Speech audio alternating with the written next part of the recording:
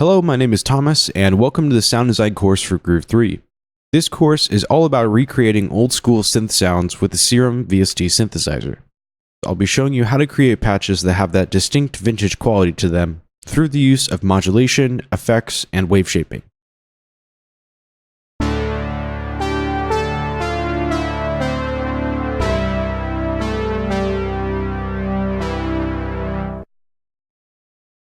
So that's the patch I'll be showing you how to make in this video. It's a synth patch inspired by the Roland Juno 106 synthesizer and also the Juno 60 as well. It's this classic saw wave pad that has lots of internal pitch shifting and detuning to it, which gives it this really full and lush sound. So to start everything off, you can open up an initialized patch of Serum. This should just be the blank patch you get on startup. And then from there, we're going to be creating our synth patch. So what we'll be doing with the synthesizer patch is adding in lots of small different adjustments to add different imperfections to the sound, which will give us that analog quality. The difference between a digital synthesizer like this one and an analog synthesizer is that the analog synthesizer is created out of different electrical components, which don't always function properly and don't always function the same every single time a note is pressed. So you have all sorts of micro detuning, pitch shifting, and analog drifting happening between the different oscillators on the synthesizer, which is what gives it those really interesting and lush tones. But this is something that you don't naturally get from a wavetable synthesizer. So we'll be recreating these different types of effects by using the various LFOs and envelopes inside the synthesizer to give it an analog flavor by detuning the oscillators, adjusting the phase controls, and adjusting other parts of the synth as well. So the first thing we want to do is draw in a custom waveform. So you can go ahead and click on this waveform icon over here, and you'll get the waveform editor. So the first thing you want to do is you want to go ahead and turn off this grid, so that way we can draw something by hand. Without it, you can just use these different controls on the left and draw in different types of waveforms.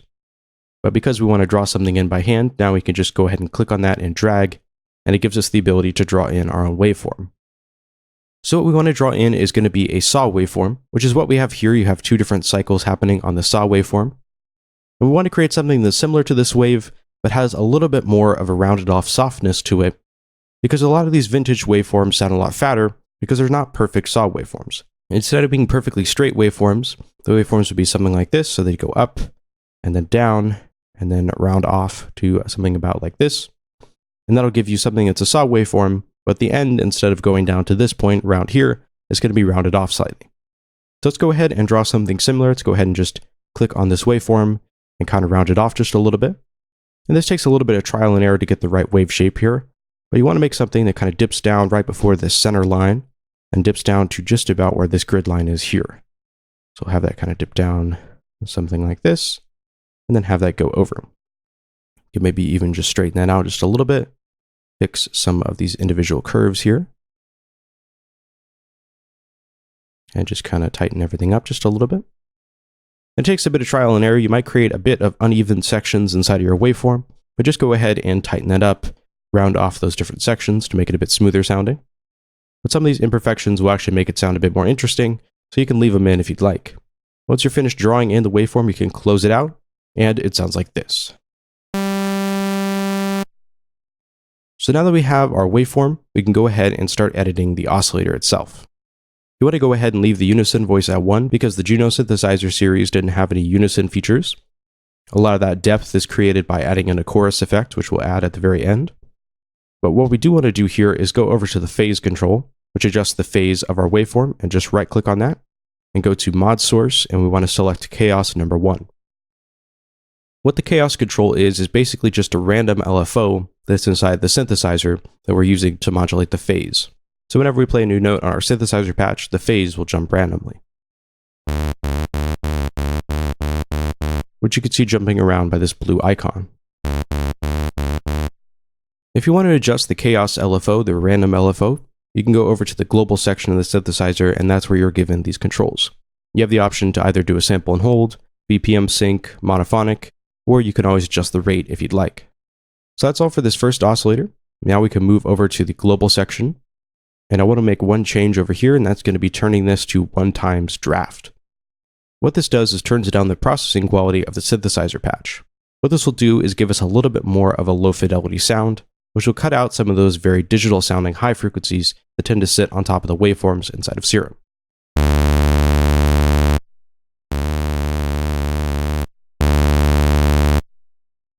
So it's a bit hard to hear there because of the specific waveform that we're using. But what this is going to do is cut out some of those upper high frequencies that are present on the waveforms that are above 18,000 K or so. So basically this will just help the patch sound a little bit less digital. The other thing you want to do is go over to the tuning control and just turn this down to 436. Basically this is just detuning the synthesizer patch. It's changing the pitch of the note A on the synthesizer. So we're turning the frequency down just slightly, which will detune our entire synthesizer patch.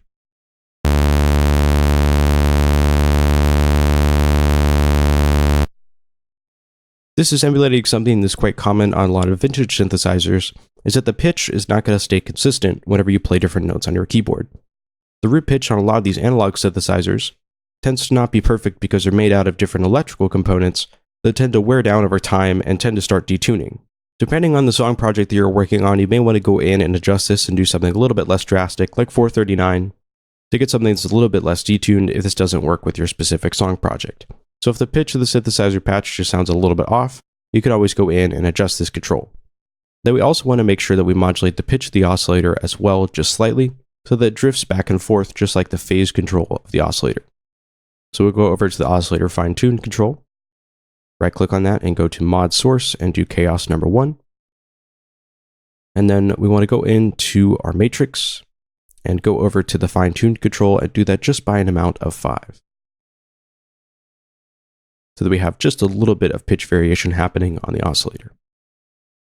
And again, this is just modeling those analog qualities that a lot of vintage synthesizers have, where the pitch tends to vary between notes just slightly. And then we can go ahead and add in a sub-oscillator. So let's go ahead and turn that on and go over to the square waveform. And we can turn that down 1 octave as well, and also bring the level down just slightly to about 53. This will fatten up our synthesizer patch, giving us a little bit more of a full and filled out sound. And the square waveform is also something that was present on the original Juno synthesizers, so that's something you layered a lot with the saw waveforms on the synthesizer to create different patches if you wanted something that was a bit more full and filled out. Then we can go over to our noise as well, and we can layer in a little bit of white noise.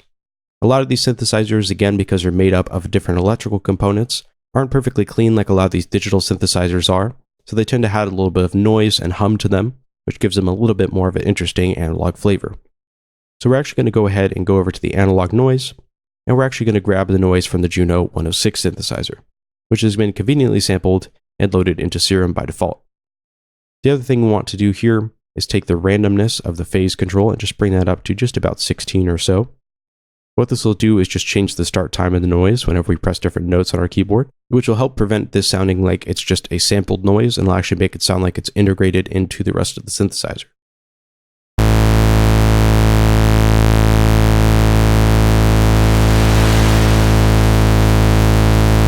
So we can go ahead and put that in an amount of 25, which will just kind of help it sit just behind the waveforms in the synthesizer patch.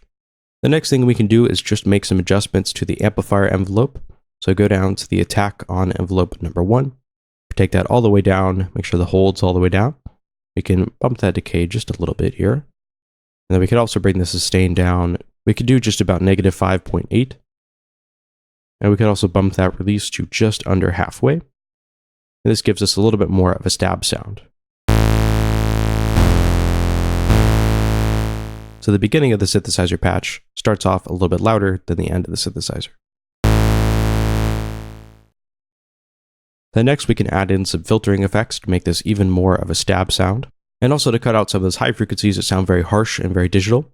So we can go over to the filter and change it over to the MG low 18.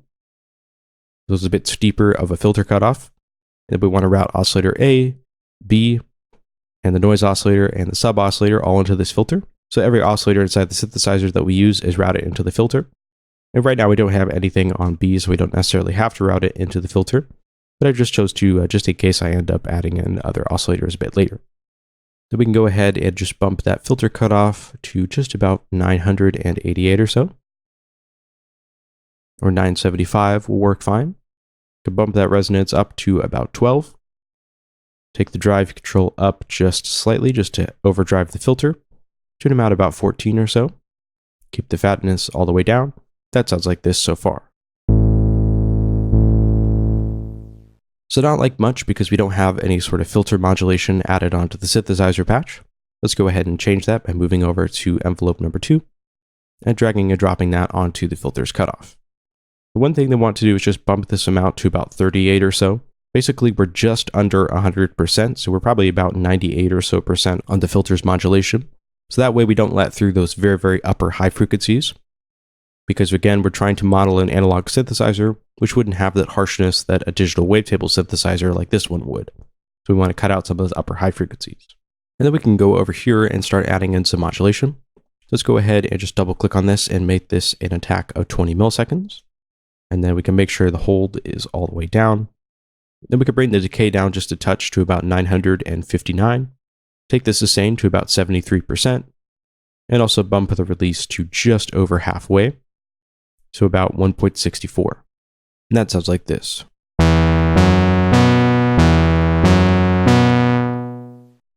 So this creates more of a stab sound for the synthesizer patch. Then because this filter automation isn't all the way up, we're not letting through all the high frequencies on the synthesizer. So we get something that's a bit more rounded out and a bit more analog sounding. If I turn this all the way up, you can hear those very upper high frequencies being let through. So it doesn't sound quite as analog, so we'll just go ahead and turn that down again to, I think it was about 35 or so. About 36 or 35. And then depending on how much high frequencies you'd like, you can always go ahead and increase that amount just to let some of those back through. The final thing that we want to do for this synthesizer patch is just add in a chorus effect. And there's a built-in chorus effect that's quite good inside of the synthesizer. But for this specific patch, because we're trying to model the sound of the Roland Juno 106 and the Juno 60, I actually want to use a VST emulation of that specific chorus effect. So for now, we can close it out and go over to our plugins. And I'm going to search for the Tall Course. We could just drag and drop that in. And this is actually a really great chorus effect. It's a free VST. I also believe that they have the AU version and RTAS version as well. So if you want to find this plugin, it's just a free download from the producer's website. If you just look up this company or even just the name of this effect, Tall Course LX, it'll pop up. You can always download it, install it into your plugin folder. And then you can follow along with this specific chorus effect. And you don't have to use this specific chorus effect if you don't want. If you have another chorus plugin that you like quite a bit, you can always use that one. This one just models the chorus on the Juno synthesizers, so I figured it worked quite well for this specific patch. We could leave all the parameters at their default setting. So the dry wet at about half, the stereo width all the way up. And then I want to take the volume and just bring that down just slightly.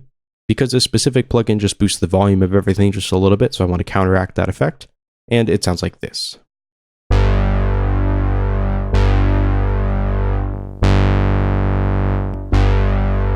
So it gives it this really nice, lush, detuned effect.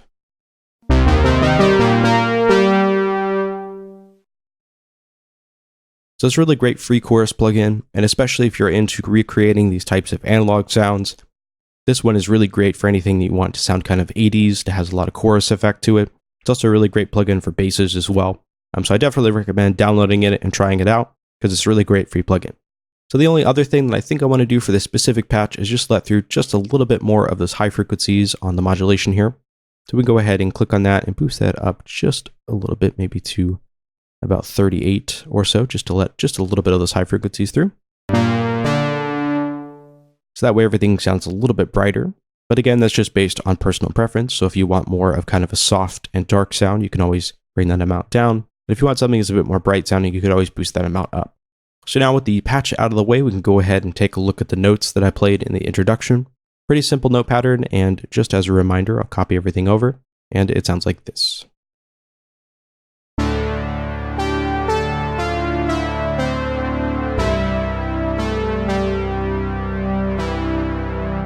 So it's a pretty simple note pattern. We're just playing some basic 7th chords here. So we start off on this D note. We have an upper D note, and then there's an A in the middle, which is 7 semitones up from this D. And then we have the same type of chord pattern going on next. It drops down 2 semitones to a C, and then jumps up 7 semitones to a G note. And then on the top of everything, we just have a really simple note melody just playing through the scale. We have this ascending and descending pattern. So it starts off on a G note, hops up to an A, hops down to an F, down to an E, and then back down to a C note, which is something that we have happening down here in the second chord pattern.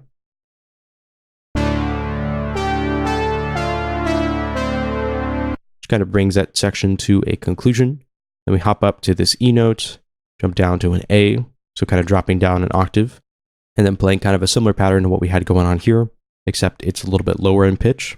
So we have that A in the third octave. Then we have this G, which again is something that we had happening in the first part, but again, we're just playing it down on a lower pitch. And then we jump down to this E note at the very end, kind of to round things off. So we have the beginning playing an E note and the end also playing an E note as well.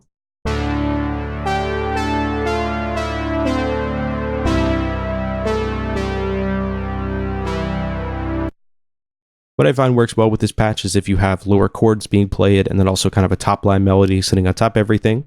So that's a finished synthesizer patch. Hope you enjoyed the video, and I'll see you in another one soon.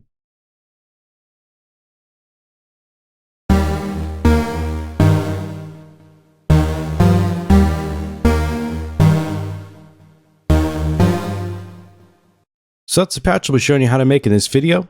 It's a synthesized keyboard sound that's inspired by some of the sounds that come out of the KORG DW-8000 synthesizer. So the actual waveform that we'll be drawing in, we'll be making a custom waveform. That waveform will be inspired by one of the waves that's inside that synthesizer.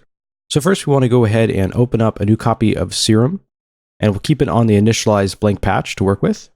And then the first thing that I want to do is go ahead and draw in a custom waveform. So we'll go ahead and open up the wave.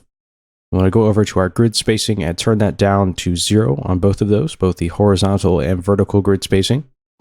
And that way we have the ability to draw in our waveform.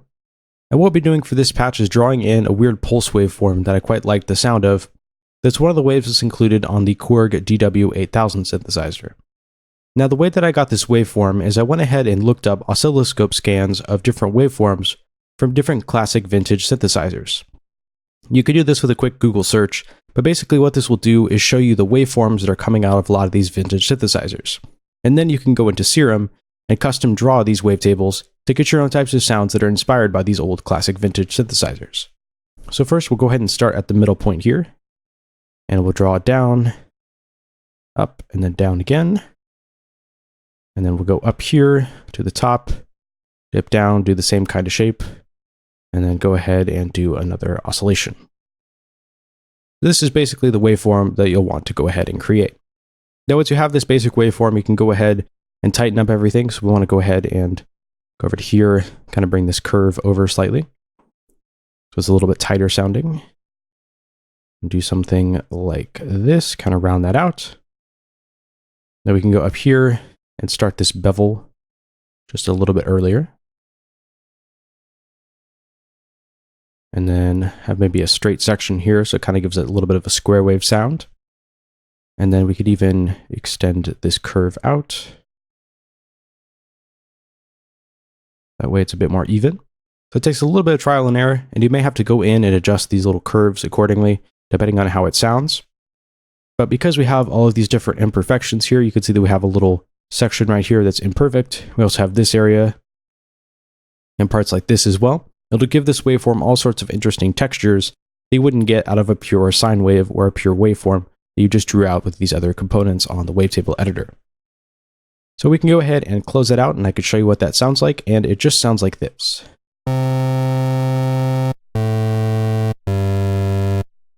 So it sounds kind of like a square waveform that has a little bit of a pulse width modulation on it, but it has a bit more texture and overtones, and it's also quite a bit softer as well, which is what will give it that sort of classic synth feel, because it won't have as much digital and harsh harmonic overtones that you have present on a lot of wavetable synthesizers.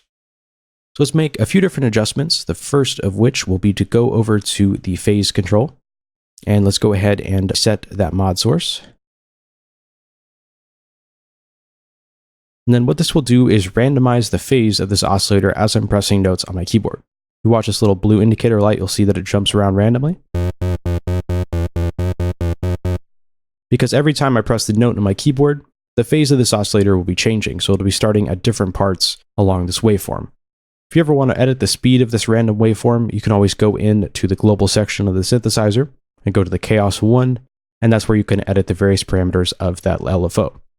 Because we're changing the phase randomly of this oscillator, so that it's not always starting off on a perfect phase, it'll give us a really nice classic tone, because a lot of these classic synths tend to have lots of imperfections in the waveforms, and that's what gives them their interesting and harmonically rich tone. Let's also add just a little bit of a pulse width modulation, which is something that's quite common on a lot of synthesizers, including vintage synthesizers and also just analog synthesizers in general. So let's go over and go to the bend minus. And let's adjust that. So we'll bring that over to just about here, maybe about 70% or so. So this wider section in the middle. And now it sounds like this. And then we also want to add in just a little bit of pitch modulation with an LFO. We'll go over to LFO number 1 and bring that over to the fine tune control. We can also maybe bring the bend down just a little bit so we don't have quite as much of it. Then we can go ahead and bring that amount down just a little bit so we just have a tiny bit of modulation. We could do it at an amount of 4. Now let's go over to the LFO and add in just a few different points here so we can just kind of click randomly and then go ahead and make that something like this. We'll start off with a faster modulation at the beginning. And then we'll have a slower modulation happening at the very end. Now we'll also change the rate to 1 bar, so it's a bit slower of a modulation. Then you want to make sure that the BPM is enabled. Let's add just a little bit of pitch modulation to our waveform. Then let's go ahead and copy that over. So let's click on this drop-down menu and copy A to B. So that way we have our waveform. And then I want to make a few different changes here. I don't want any of this bend control, so we'll go ahead and turn that off. And you have the option here. You can either click on copy A to B, I just copy over the waveform, or you can copy over with the modulations, which I did just to save us a little bit of time. So we have the chaos control on the phase, which is that random LFO. And then we can even go over and change this over to a fine-tune control of 5. And then we could change the modulation amount on this LFO. So we'll click on the LFO and move over to the modulation amount and make sure that that is in an amount of 8. So we have just a little bit more pitch modulation on oscillator B than we do on oscillator A. And so far, those two oscillators layered together is going to give us a really nice detuned sound that sounds like this.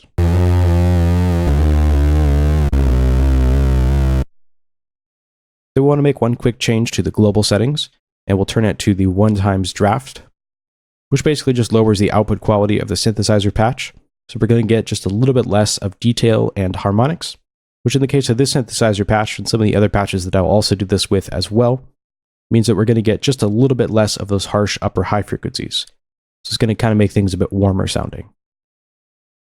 And that sounds like this. You can also turn down the output volume just a little bit, just so we don't have any clipping. And then the next thing that I want to do is add in a noise waveform. So we'll go to the noise, we'll turn that on, and we want to go over to one of the pink noise waveforms actually, so the ARP Odyssey Pink Wave, which I believe is from the ARP Odyssey synthesizer, which is a classic synthesizer from KORG that was used for lots of arpeggiation sounds that I quite like the sound of. Then we'll go ahead and bring that randomization up to about 27. And that way the start position is just kind of jumping around just a little bit with the noise. Then we can also boost the level up to about 38.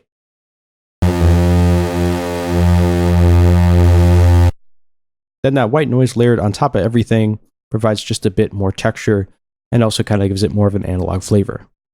Then we'll want to go ahead and move on to the amplifier envelope. So we'll move over to envelope number 1.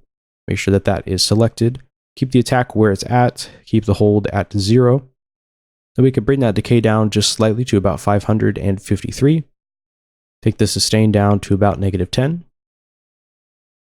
then bring the release up to just under halfway. So this will give us just a little bit more of a stab sound.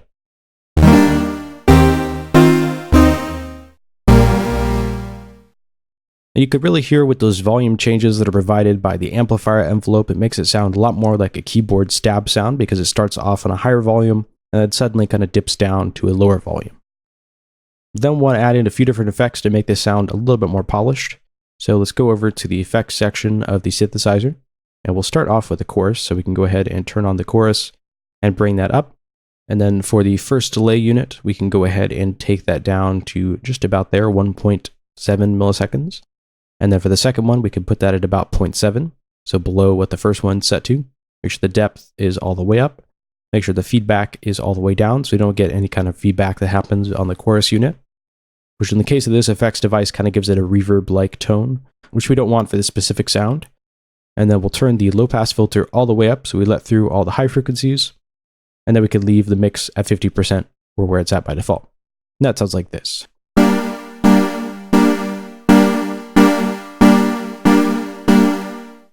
So it gives us a much richer tone, and we also get a lot more stereo width as well. Then we can go over to the delay unit. I'll go ahead and bring that up to the top. We can turn that on, bring the feedback down to about 30 or so. Make sure the BPM sync is set to on, then we can go ahead and link the left and right channels. And then we could do 1/8 as the time. So it gives us a little bit faster of a delay. And we also want to cut out some of those bass frequencies, so bring this over just slightly to the right-hand side. Switch it over to the ping pong mode, so we have a delay that jumps between the left and right channels. And then we can bring the dry wet down to just about 22, and that sounds like this. So that's the completed synthesizer patch out of the way. Now I can go ahead and show you those notes that I had in the introduction, which just as a reminder sounded like this.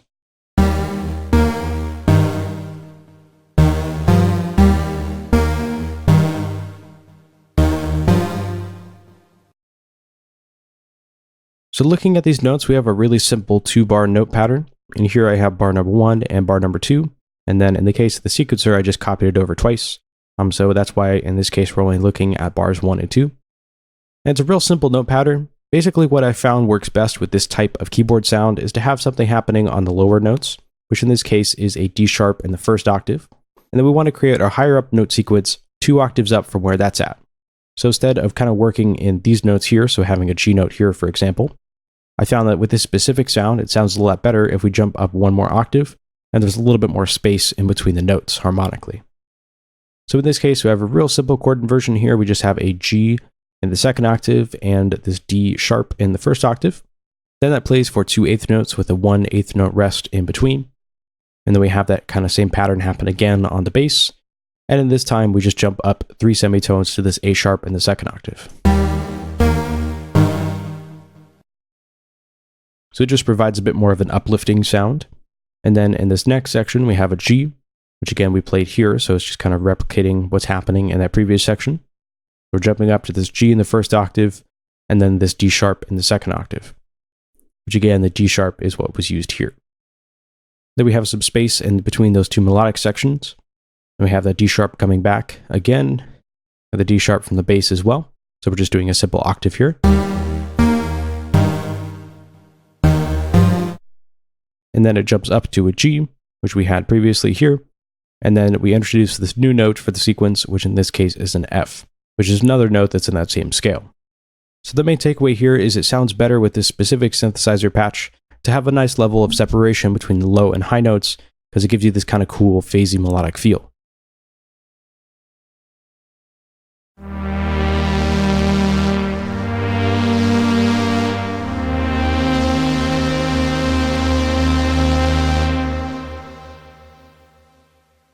So that's the synthesizer pad patch that I'll be showing you how to make inside of this video. So first, like we did in the other videos, open everything up to the initialize patch inside the synthesizer. So that way we have the blank saw waveform and blank settings to work with. So for this patch, instead of drawing in waveforms like we did with some of the previous videos, we'll actually be selecting one from the different wavetables. So go ahead and click on that, go to analog, and then we want to do the MB saw, and that just sounds like this. So it's a real simple saw waveform. And you can see that the end is kind of rounded off just a little bit, which gives it a bit softer of a tone. And then what we're going to do here is make 2 different modulation adjustments, one to the pulse width of the waveform. So we'll go ahead and open that up to the pulse width modulation. So we'll make one LFO adjustment to the pulse width, and then one slight LFO adjustment to the level control, just to move the volume back and forth just a little bit. So let's go ahead and take LFO number 1 and set that to control the output level at an amount of 5. So that'll just be moving the output volume of this waveform just a little bit, which will provide a bit of that variation that gives it a bit more of an analog sound. So let's go into the LFO and turn off the BPM sync, and then we'll go ahead and double click on this and change this to 8.1 Hertz. And that sounds like this. So you can hear just a faint volume automation happening on the level control of the waveform. just gives us a little bit more variation. And then we'll also be making a little bit of a pulse width modulation adjustment as well. So we'll go over to low frequency oscillator number 2 and go over to the pulse width control and take that down to an amount of 25. So inside the LFO, we can turn off the beats per minute sync and put this to 2.7 Hertz. So this LFO will be happening a lot slower than the first LFO. So we could leave all of these other controls at their default state, and this sounds like this. So you could see and also hear as well, it's adding in that pulse width modulation.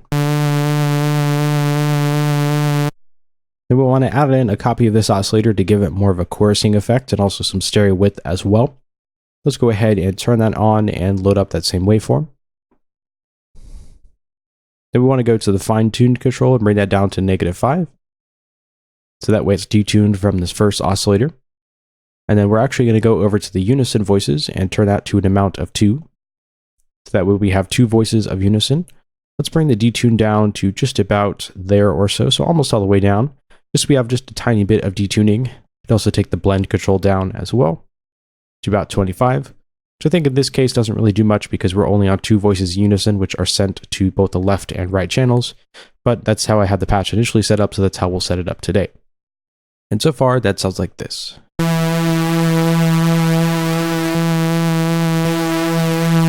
So we get lots of nice phasing happening and also some stereo width as well. Let's also go to low frequency oscillator number 1 and just add in a touch of that level modulation, just like we had on the previous oscillator. We could do that in an amount of 3, so just a little bit of it. So it almost gives it like a light vibrato effect. So we could even make that just a little bit more soft as well, so we can go into the mod matrix section and go to the output and turn that down to just about 45, so that way the LFO modulation is less intense.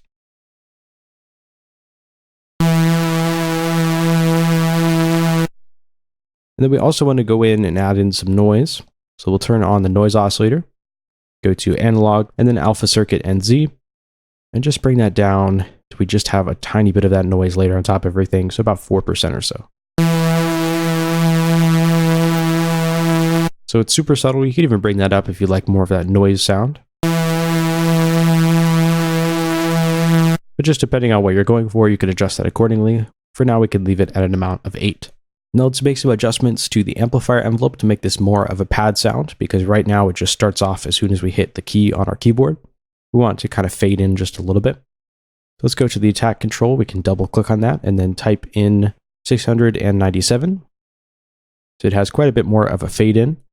Leave the decay and hold parameters where they're at, leave the sustain all the way up, and then we can bring the release up to just over 1 second, maybe 157 or so that we have quite a bit of release happening on the synth sound.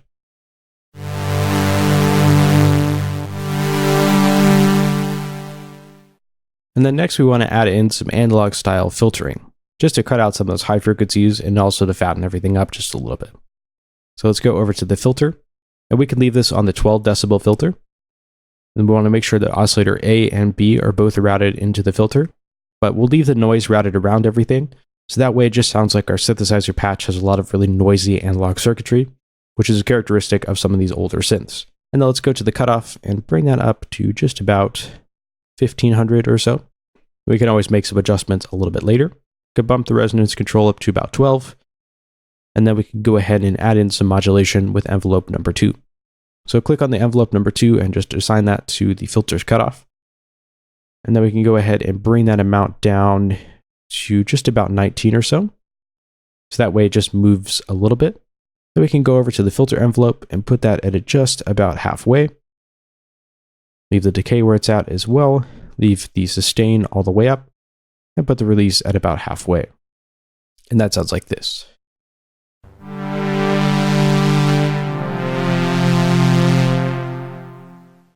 And I also want to cut out some of those upper high frequencies because we have just a little bit too much high frequency content right now.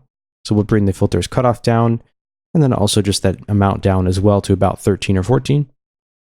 And then I'll cut out some of those additional high frequencies.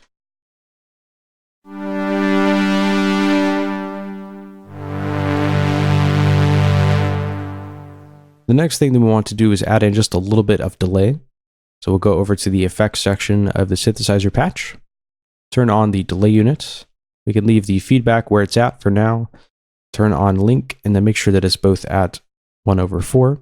So that way, if we make any adjustments to this a bit later, both the left and right channels will have the same delay value. Leave it on the normal mode, and then we could bring the mix down to just about 21. And that sounds like this. So it kind of helps that sound ring out just a little bit more. For this specific patch, if you're working at a digital audio workstation or have a VST that has a analog style delay, especially a tape delay would sound really cool in this type of sound. So instead of using the one that's built in here, you could always go into your software and load up a tape delay or something like that, which would sound really cool on this type of pad sound. So we can go ahead and play back those notes that I played in the introduction just as a reminder, and I could show you what I had going on with those notes, and it sounds like this.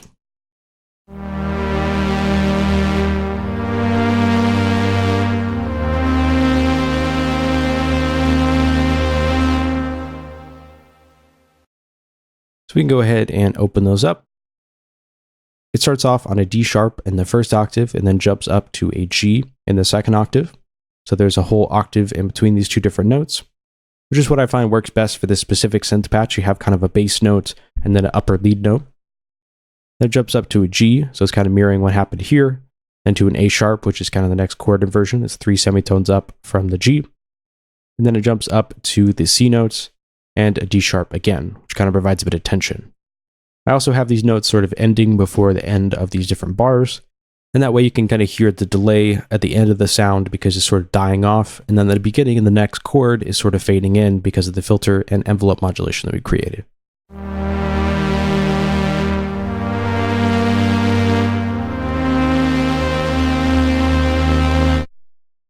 If you want something that's a bit softer sounding, you could always go into the filters inside the synthesizer and turn them down. So that way you have less of those higher frequencies, just depending on what type of sound you're going for.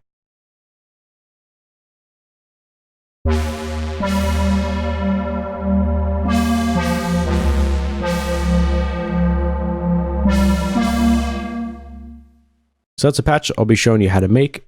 It's a patch inspired by the Prophet 5 synthesizer, and especially the square waveforms that are present within that synthesizer. In this video, I'll be showing you how to draw in a custom waveform, and then how we're going to model that based on the waveforms that are inside of the Prophet 5 synthesizer. So let's go ahead and open up a new copy of Serum. So we can open that up, turn the grid points to 0 on both ends. So that way we can freely draw a waveform inside the synthesizer. And then what we're going to be doing is drawing in a square wave that's inspired by the waveform of the Prophet 5 synthesizer. And how I got this was I looked up oscilloscope readings of old classic vintage synthesizer waveforms. So I looked up the Prophet 5 as one of the synthesizers because I'm a big fan of it. And this is what the square waveform looks like basically through the oscilloscope. So it's measuring the actual waveform outputs of the synthesizer, which gives you kind of a nice snapshot of how that waveform is. And then you can go ahead and draw that in. So it's kind of a cool way of recreating those types of sounds. It won't be perfectly the same, but it'll get you kind of in the same ballpark.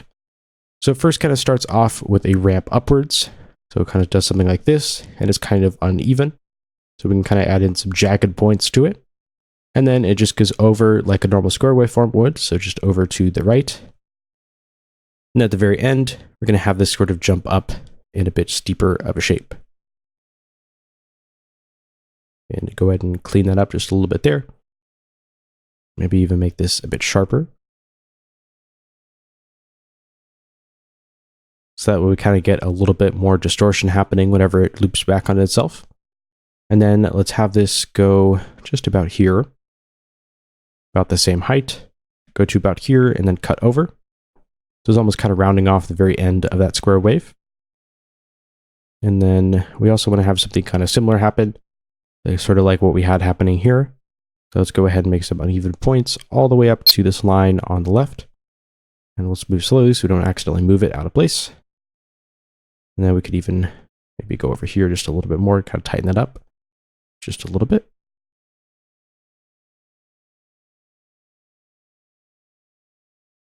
And then we could go over and just polish out this waveform and do something like this. So it takes a bit of trial and error, a bit of kind of messing around with it, But so far, this waveform sounds like this.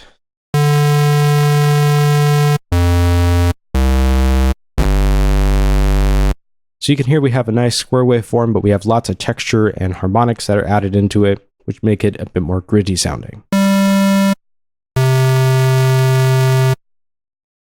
So the first thing that we'll do for the waveform is go over to the unison control and bring that up to an amount of 3. Take the detune down to just about 0.07. We have just a little bit less detuning. Maybe we can bump that up just a little bit. Maybe 0.12 will work fine.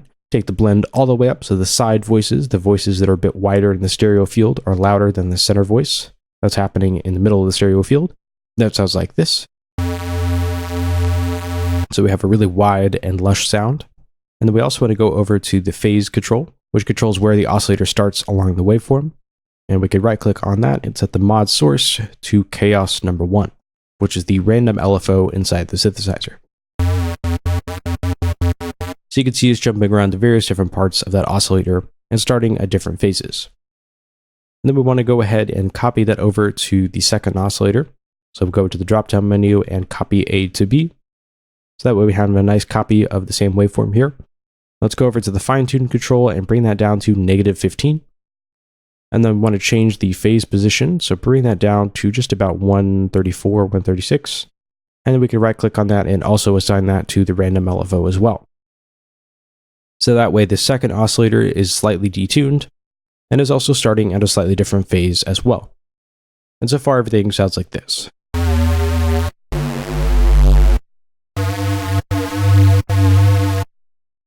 Then we can move over to the global settings and change the oscillator settings to 1 times, which is the draft setting.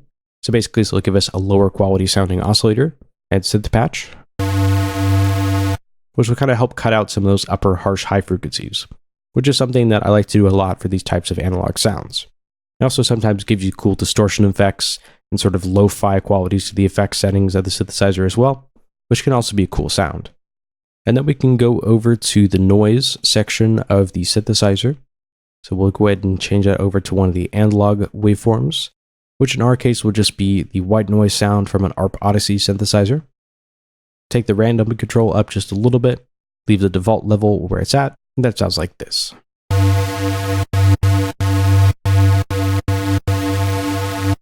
And then we can move over to the envelope settings and make some adjustments so we have a little bit more of kind of a pad pluck sound. So we can leave the attack where it's at, the hold where it's at as well. Take the decay down to 613. Take the sustain down to just about -8 or -8.4 in this case. And then take the release up to just over halfway. And that sounds like this.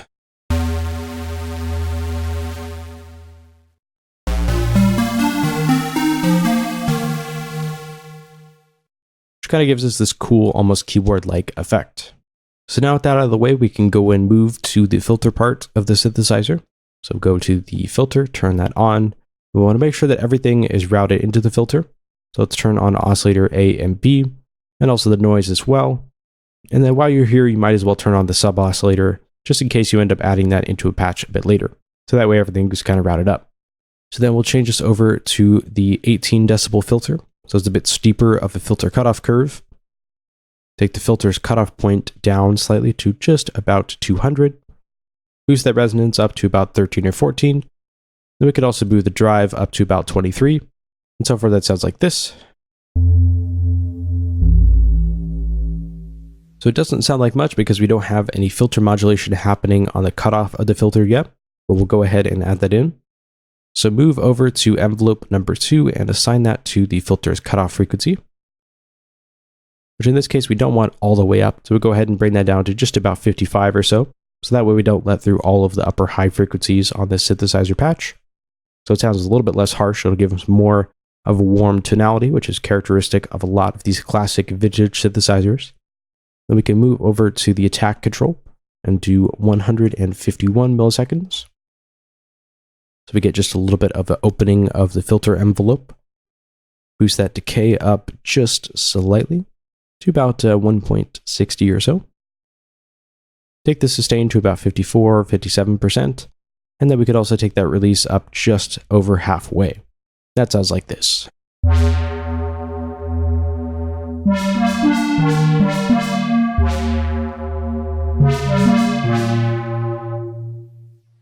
Then we can move over to the effects part of the synthesizer, and then we can go to the chorus. So we'll click on that, bring that up to the top of our signal chain, and then we'll make sure the rate control is where it's at by default. Bring the first delay down just slightly. And we can also take the second delay just underneath that, depth all the way up, feedback all the way down, low pass filter all the way up so we let through all those high frequencies, and then we can put that at about 24.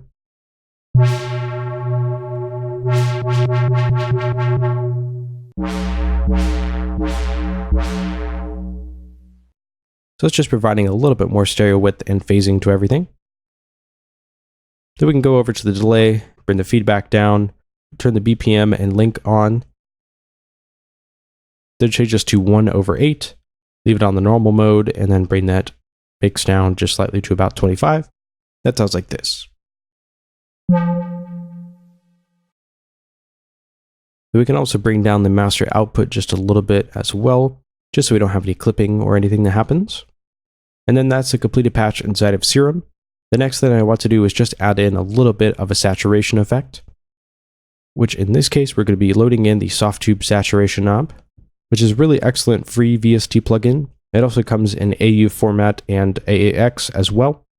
It's an analog style saturation effect from Softtube that sounds really, really good. And it's great for these types of sounds. You can just add a little bit of saturation and distortion to everything, and it makes it sound just a little bit more analog and a little bit more like an actual vintage synthesizer patch. So we could boost that up to just about 2.4 or so. And that sounds like this.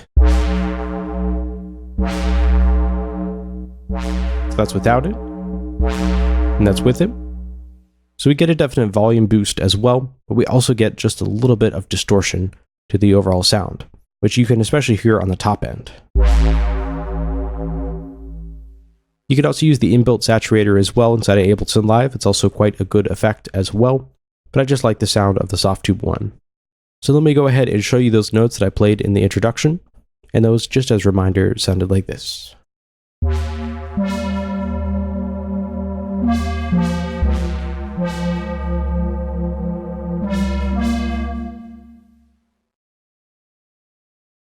So a real simple note pattern, similar to what we had in the previous video, just to kind of demo everything.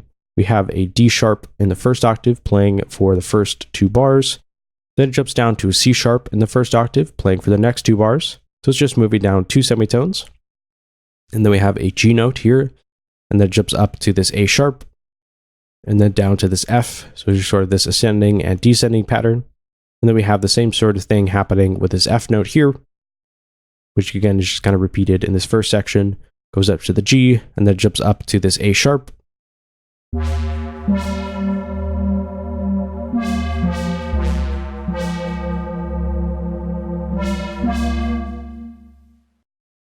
So that's the synthesizer patch sorted. There's a few different options you have that you can adjust. You can always go in and mess around with the saturation amount to add more or less distortion. And then depending on what the type of sound you're going for, you can always go over to the drive and the filter control and either overdrive it more to get some of that crunch, which is what you're hearing kind of on the end of that sound with a little bit of distortion and crunch happening. Or if you didn't want that sound, you could always turn this drive control all the way down. So that's where this almost clipping-like distortion effect is happening on the synthesizer patch. It's coming from that drive control on the filter. So that's the patch sorted. Hope you enjoyed it, and I'll see you in another video.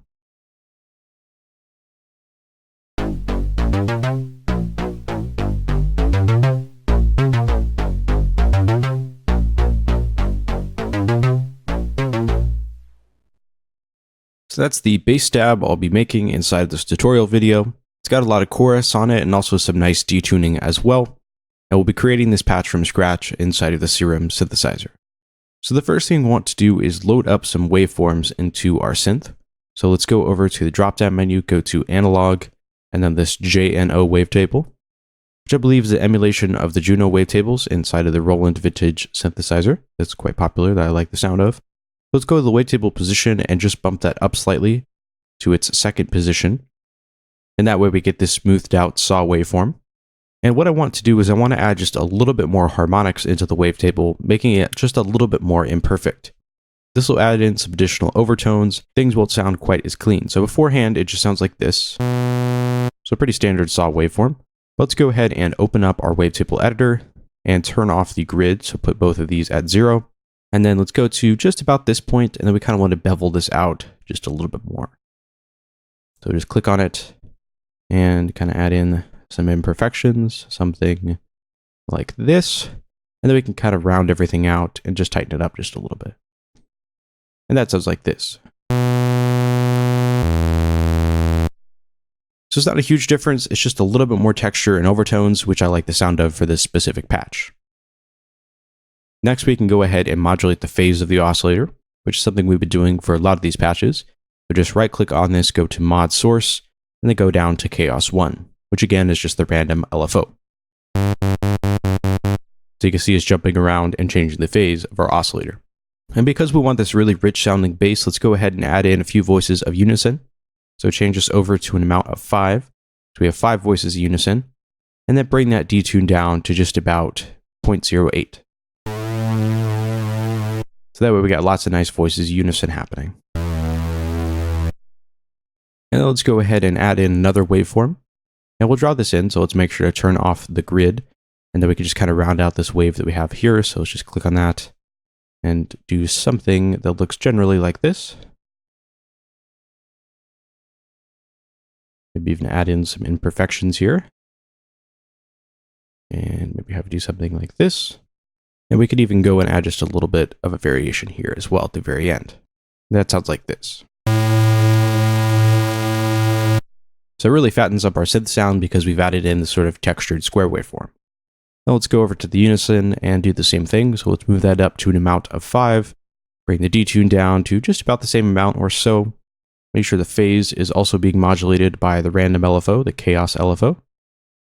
And so far it sounds like this. And then the next thing that we want to do is add in some pulse width modulation. So we'll click on this and then go down to pulse width modulation. So PWM. And then as I increase this amount, you'll see that we get a pulse width modulation happening on the end of this waveform, which gives us a really nice phase equality. So we'll actually be modulating this a little bit later with an LFO, but for now we can leave that in an amount of 0. So let's go ahead and add in just a little bit of white noise to sit on top of everything.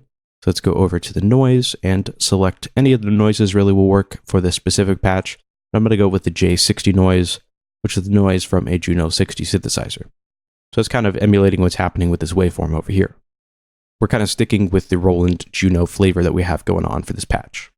The only thing that I want to do is just go down to level control and bring that almost all the way down, maybe to an amount of 1 or 2, just so we have a tiny bit of noise.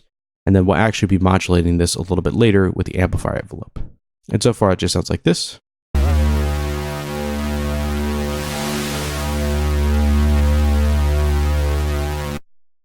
Then speaking of the amp envelope, let's go ahead and make some of those changes. So make sure that is selected. We'll keep the attack where it's at, the hold at its default position. Take the decay down slightly to 686. Take the sustain to just about 5.8 or so. And then we want to bump that release up to just over halfway, so we get more of a stab sound.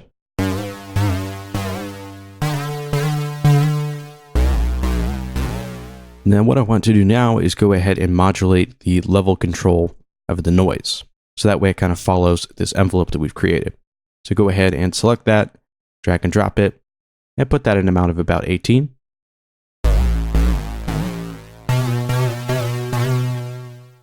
So that way the white noise follows the curve of the synthesizer patch. Then we can go ahead and add in some filtering to make this a little bit more of a stab bass. So let's go over to the filter, keep it at its default filter type, which is a 12 decibel filter. Make sure the oscillators A and B are routed into that, but we want to keep the noise routed around that so we have that kind of white noise sitting on top of everything. Then we want to take the cutoff so it's almost all the way down to just about 14 or so hertz, so just almost all the way down. Boost the drive up to about 22 or so. Take the fatness and turn that all the way up. And so far that sounds like this. So it's filtering out most of our synth patch. So let's go ahead and add in some envelope modulation. So click on this and drag and drop it. And then we want to have this go to just about 80 or so on the amount. And then inside the envelope, we can keep the attack where it's at, the hold where it's at, take the decay down to about 500, take the sustain all the way down, put the release halfway. I'm going to click on this curve and just move it up slightly. That way we get something that's a little bit more beveled out, and it sounds like this. We also want to make some pulse width modulation adjustments to oscillator B. So go over to LFO1, go to this folder here, and then we want to select the sine waveform preset. So we get a sine wave LFO. Go ahead and keep that at 1/4, and then let's select it and assign that to the pulse width modulation at an amount of 12. So we're getting just a little bit of pulse width modulation on this square waveform, which will just increase the phasing quality of the synthesizer, giving it that kind of vintage flavor. The final thing inside of the actual synthesizer patch that we'll want to do is go ahead and go over here to the voicings tab and change that to mono. So that way we only have one voice happening inside the synthesizer. Because we're creating a bass line, we don't want any of those notes to overlap. The last thing that I want to do for this specific patch is going to be load in a chorus effect. I'm actually going to be using a VST chorus that we used on one of the other patches. It's the Chorus LX, which is a really great free plugin that models the chorus on a Juno 60 and Juno 106 synthesizer. But you can use any chorus plugin you like. I just really like the sound of this one. It has a really nice classic vintage flavor to it. It's also a free plugin as well. So it has a VST version, AU version, and a RTAS version, I believe. I don't know if there's an AAX version yet, but it does have those three kind of main plugin formats. So it's definitely worth checking out, but let's go ahead and go over to Ableton Live's browser, search for Tal, is the Tal course, and just drag and drop that in. This is what the interface looks like on the VST. If you just search on Google Chorus LX, you'll get this VST that you could always download and install it to follow along. Let's go ahead and take that dry wet down to just about there. Change that to chorus type 2. Make sure the stereo width is all the way up, and it sounds like this. Now let's take the volume down just so we don't have any clipping.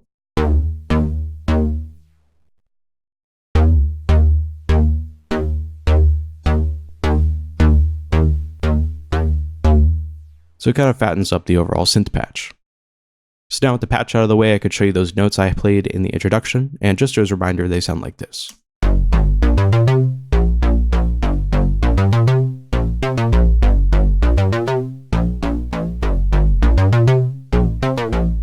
So this is a simple 2-bar pattern. It's just repeated twice. So let's go ahead and open this up. I have my grid snap set to 16, and it starts off on a G in the octave of 0. So we're playing this pretty low down on our keyboard, but that'll just depend on how your oscillators are set in the octave controls. So we have 2 stabs happening on the G, jumps up to the next note in our scale, which in this case is an A sharp. And then we have this higher up bass line arpeggio pattern happening. It's basically just the same notes. It has another G, another A sharp, and then jumps up to a C, which is the next note in that scale. And then there's a pause for 2 16th notes. And then we have these A sharp stabs, one after the other, each with kind of these individual spaces between them. And that kind of just gives that bass line a rhythmic element. Then we have the same pattern happening again. It jumps down to another A note, and then plays this section in reverse, and goes back down to an A. The key thing about this type of rhythmic stab bass is you want to use it more as a rhythmic element rather than just creating a simple bass line. So you use it almost like you would a percussion sample or a kick drum. So it's going to be reinforcing the different beats and also reinforcing the different off beats as well, which is what gives these stab bass lines their interesting rhythmic quality.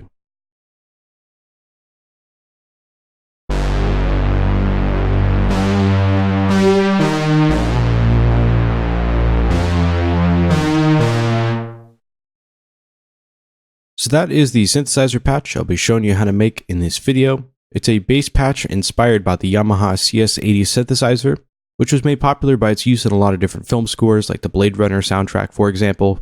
It has this very harmonically rich tone to it, and is great for creating lush pads and really fat sounding bass lines.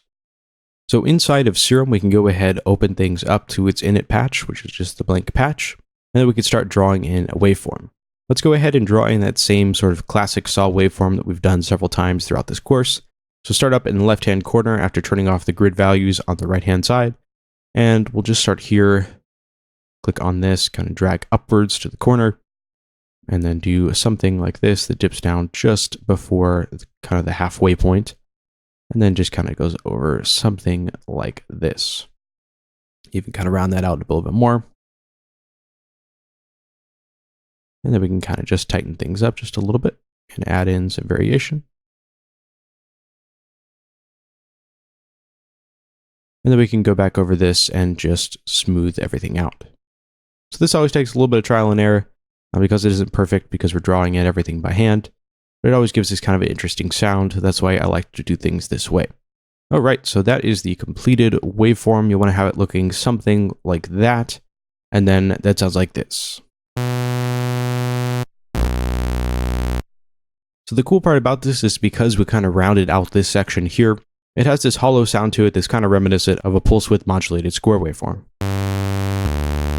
which would be great for this type of sound because it will give us something that's very lush and very filled out, but it also isn't going to be too fat where it's going to have lots of muddy lower frequencies. So we want to make a few different small adjustments to this, which will be go over to the unison control and just change that to an amount of 5 and bring the detuning down to just about 0.07. Make sure the blend is all the way up so the stereo voices are louder than the voice that's happening in the center. And that so far sounds like this.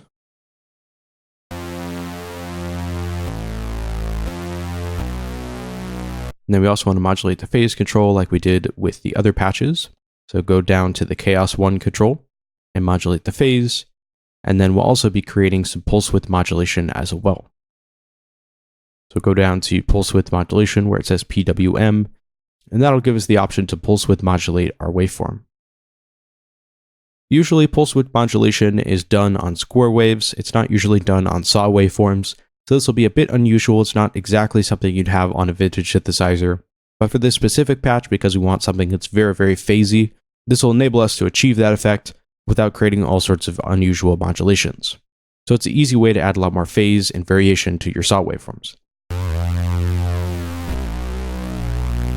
So let's go ahead and do that now. So we'll go over to LFO number 1, go to the folder, open up the basic waveforms and load in the sine wave preset. And we could leave all these settings where they're at by default, except for the rate. We just want to bump that up to 16th notes. So it's happening a little bit faster. And then we'll go ahead and modulate the pulse width. And we just want a little bit of this, probably about 12 or so, not too much modulations. That way we just get a little bit of variation at the end of this waveform. So this gives that waveform that sort of interesting wobbling effect. And then we want to go ahead and fatten up this sound quite a bit, but it's not super fat sounding. It doesn't really sound like a bass. So let's go ahead and go over to the sub oscillator. Go ahead and turn that on, drop the octave down to -1, and then go over to the square waveform. And we can just turn down the volume of that to about 30 or so. And that sounds like this. And then we can go over to the noise oscillator and just layer in just a little bit of white noise on top of everything. So go to the analog noise and go down to the JP106 high pass noise. Turn up the randomization just a little bit to about 26 and turn the level down to about 14. And that just adds just a little bit of noise on top of everything. And then we can go ahead and move over to our amplifier envelope. We'll leave these first two settings where they're at, leave the decay where it's at as well. And the only thing that we really want to change is just bumping up the release to just about 471. So that way, whenever we release the key on our keyboard, we just get a little bit of a fade out. Then we want to move over to the filter and change it over to the 24 decibel filter. And this will be used to kind of cut out some of those upper high frequencies, but also to give it sort of that movement that you heard in the introduction. So we're at oscillator A and B, the noise oscillator, and the sub oscillator. And we don't have anything on oscillator B for now, but this is just in case we want to layer things a little bit later. It's all rounded up and ready to go. Let's go over to the cutoff, put that at just about 1300 or so. And then we want to go ahead and add in some modulation. So go over to the envelope number 2, add in some of that modulation. And we want to have this mod amount go up to 42. Make sure the resonance is set to 10. Boost the drive up to about 20 or so. So we get just a little bit more fatness out of it. And then we can go over to our filter envelope, which in this case is envelope number 2, and make some small adjustments. So the first of which will be going over to the attack and changing that to an amount of 19. So that way we have just a little bit of a fade in. Then you want to click on the decay and change that to 983. Then you want to change the sustain to an amount of 73%. And then you want to bump the release up to just over 1 second, so probably about 1.23. And that sounds like this. And then we want to add in some different effects to the synthesizer patch. So we'll go over to the effects section of the synthesizer, and then go over to the chorus, put the rate at 0.11. So just bump that up just a little bit. Take the delay number 1 and bring that down to just about 1.5. Take the delay 2 and put that just under the amount for delay number 1. Keep the depth all the way up. Bring the feedback all the way down. Low pass filter all the way up to let through all those high frequencies. And it sounds like this. So from there's a few last changes that we want to make. So let's go over to the global section and turn that down to 1 times draft. So this way it cuts out some of those upper high frequencies and gives us a slightly lower quality oscillator sound, which in this case will sound a little bit more smooth.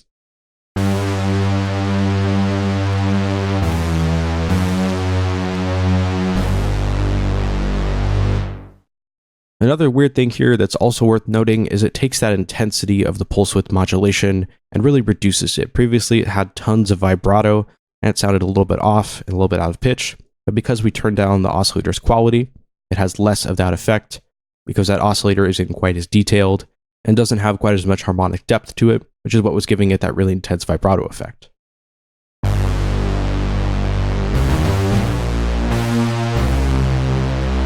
The last thing in the oscillator settings we want to do is go over to the tuning and just turn that down to 436. What this will do is slightly detune the synthesizer patch from its root note, so basically the whole synth patch will be slightly out of pitch.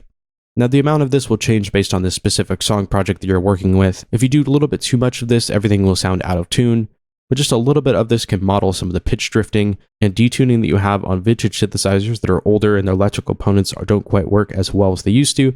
They tend to have a little bit of a pitch drift to them, which makes them go slightly out of tune, which can be a really cool sounding effect, especially in the digital realm when you're working on your projects, because everything will always be perfectly in tune, always perfectly in phase, but you can kind of add a little bit of that vintage flavor to everything, which can kind of spice up your tracks. But if it sounds a little bit too off for your specific song project, you could always do something like 139, so it's just a little bit out of tune. But for the specific patch, I like the sound of 436.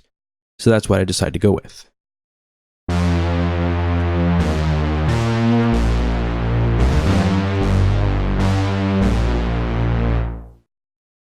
If you want less intensity on those modulations, you can always go into this section. So let's say you had too much phasing happening and you didn't like the way that that modulation sounded, you want a less intense effect. You could always go this output scaling and just turn this down, and that would turn down the intensity of that effect. So that's always an option depending on the overall sound that you're going for. The final thing you want to do is just bump up the voices to just about 12 or so that way you have a few more unison voices that can kind of ring out. So that way if we have any notes that layer on top of one another, we can still hear them and they don't instantly cut off. Then we can close it out and add in one last effect, which in this case is going to be the soft tube saturation knob, which is a really great free saturation VST effect. It also comes in RTAS and AAX formats and AU as well. So it's definitely worth checking out and trying out the saturation plugin. I use it all the time on my tracks. Gives a really nice vintage sound to everything, and also just a little bit of a distortion to everything as well. And you can really use any saturation plugin you'd like. This is just a free one that I use quite often, and we'll put that at an amount of 2 on the saturation amount, and it'll kind of fatten up everything. Maybe turn that down just a little bit to about 1.6. That way we don't get too much distortion.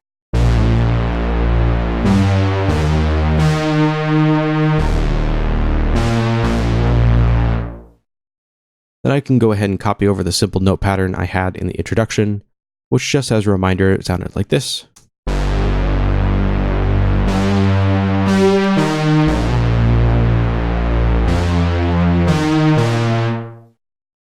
So nothing too crazy going on with this note pattern. Basically, what I would recommend doing is starting off with really low notes on the synthesizer patch, which in this case was a G in the first octave. And then what sounds cool is when you jump from the bass notes to upper high frequency notes.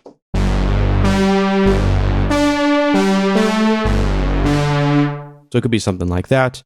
The specific note pattern I have here doesn't matter too much, but what I have going on is just a G in the first octave, jumping up an octave to the second G, they're jumping up another octave as well to this G in the third octave, and then down to a D sharp in the third octave, and then to an A sharp, an F, D sharp, and A sharp again.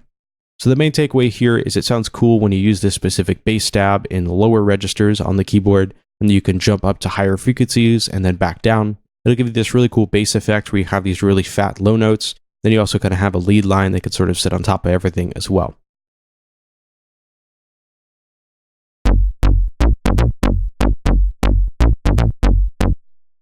So that's the bass I'll be showing you how to make in this video. This bass patch is actually a very, very simple bass stab sound that's quite commonly made on a lot of different synthesizers.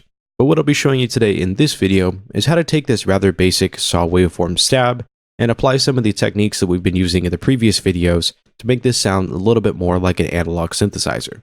So the overall sound we're going for is one of the Moog bass synthesizers. So kind of these very fat, very phasey analog sounds.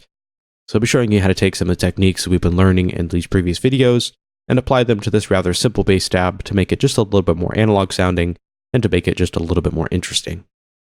So we have the init patch on the synthesizer, and this saw waveform actually sounds quite good by itself, but let's go ahead and just add some additional harmonics. So turn off the grid spacing here and just kind of try to redraw this line and just add in some imperfections. Maybe we could add something at the very end. We have it kind of dip down like that. And then we can click on this wave and just try to trace over that. So this takes this rather pure sounding saw waveform that'll have tons of bass in it and kind of adds it some additional imperfections. So this is the saw waveform.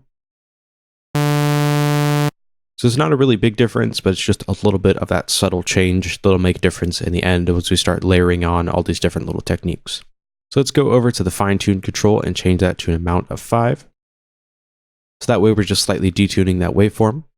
Let's go over to the phase control and again modulate that via the random LFO. So chaos number 1. Then we want to go ahead and copy over this wave to add in some phasing. Because on the original Moog synthesizers, they don't have any sort of unison controls. You just have individual waveforms, so that's how you create these phasey detuned sounds. So let's go ahead and copy oscillator A to B. Let's change the fine tune amount to -10. And then let's also go into our phase, make sure that's also modulated as well. And then we also want to bump the phase up to just about probably 240 or so. So that way both these oscillators start slightly out of phase from one another, and also at slightly different pitches. And that sounds like this.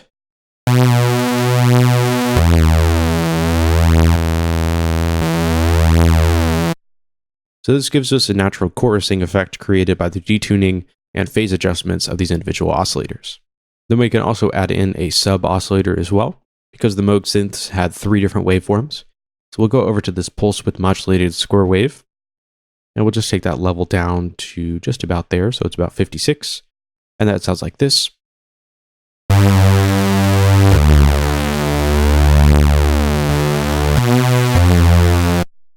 So because the sub-oscillator doesn't have any sort of detuning on it, and these other 2 waveforms do, it creates a nice phasing between all the different oscillators. Then we can also add in some noise, which in this case, I think I'll just go for the J60 noise, which is the Juno 60 synthesizer noise. And let's just take that level down all the way, because we'll be modulating this a little bit later. And then we can go over to our filter. Let's go ahead and turn that on, and we'll change that to a 24 decibel filter, which is the type of filter that you have on the Moog synthesizers. Then we want to route oscillator A and B into the filter, and also the sub-oscillator, but we'll leave the noise routed around the filter so that we just have a little bit of white noise kind of layered on top of it. And we could take that cutoff down to just about 39, take the resonance up to 27, take the fatness up to just about 28, and take the drive and put that at about halfway. And that so far sounds like this. So we're filtering out all those upper high frequencies, but we want to add in some additional modulation. So go down to envelope number 2.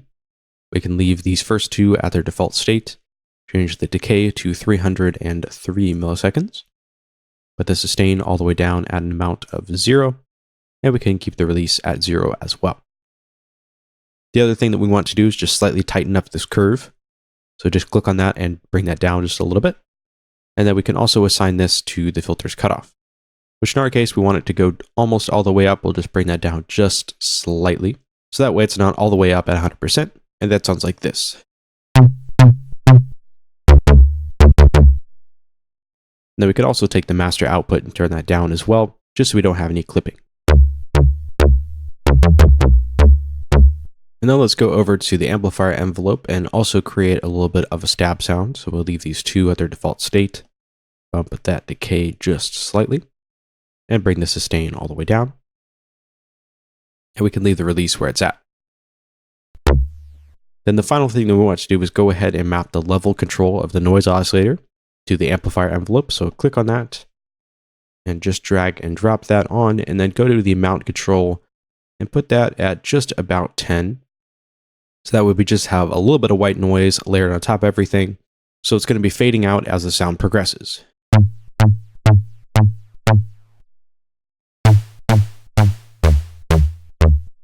So you can adjust this to taste. You can do anything really from about 10 up to about 20 or so. So we could do 12. Just to get a little bit more noise. But that's all just based on your own personal preference. So that's a completed bass patch. It's a very, very simple patch. Basically, all we did is create different detuning effects, create different phase modulation effects, and then we also went in and adjusted the waveforms as well. So that's what gives this synth its more analog quality. Now I can go ahead and show you those notes, which I'll just copy over. And again, those just sounded like this.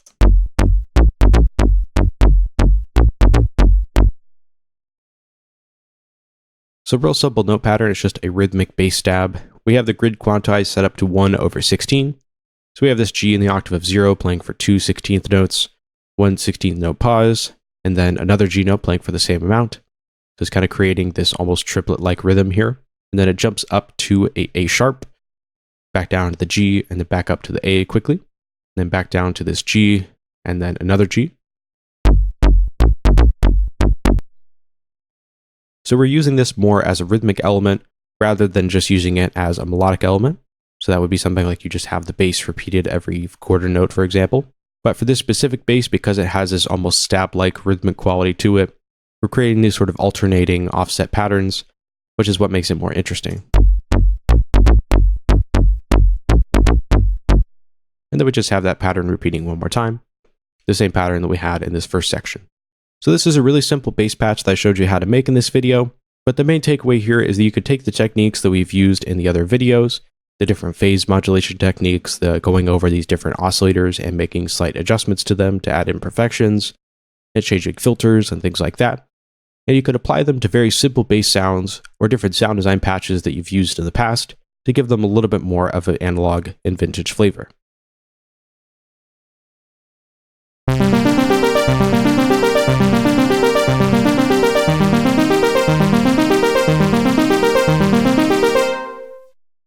So that's the patch I'll be showing you how to make inside of this video. It's this arpeggiator patch inspired by the Pro 1 synthesizer, which is a classic synth that has these really cool kind of fat, phasey waveforms that I quite like the sound of. So this patch will be inspired by that synthesizer. So the first thing that we want to do is draw in a custom waveform. And this will actually be very similar to the waveform that's inside of the Pro 1 synthesizer. What I did was look at an oscilloscope reading of the saw waveform in the synthesizer that I found online. And this is what that waveform looked like, so that we'll be recreating this by drawing it in. So let's turn off the grid values, so go to 0 and 0. And then we want to go ahead and start at this top section, just about here. And then we can go ahead and draw it until it reaches this bottom corner. This process always takes just a little bit of trial and error. So let's just go through and make some adjustments.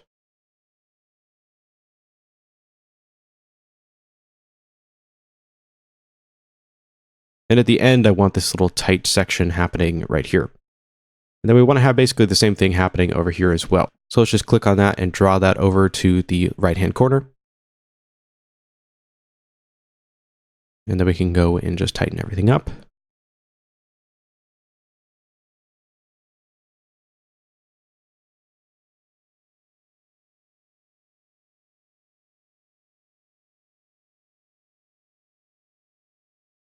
We could always make some adjustments. Let's have that end bit kind of jump up just slightly. Round that out. So that'll be the waveform. So you want to make it look something like this. And then once you have your wave all loaded up into the synthesizer, you can close that out and it sounds like this.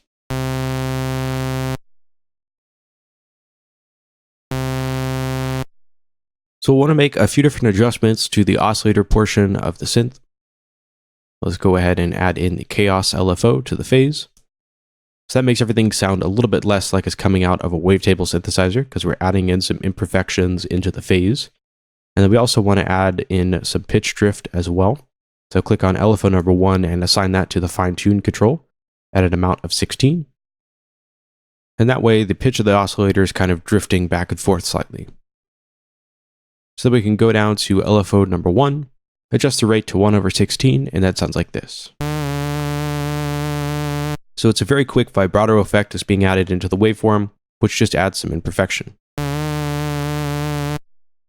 Now let's go ahead and copy over this wavetable that we created. So let's go up to the menu, copy oscillator A to B, and then we want to add in the same phase modulation as well.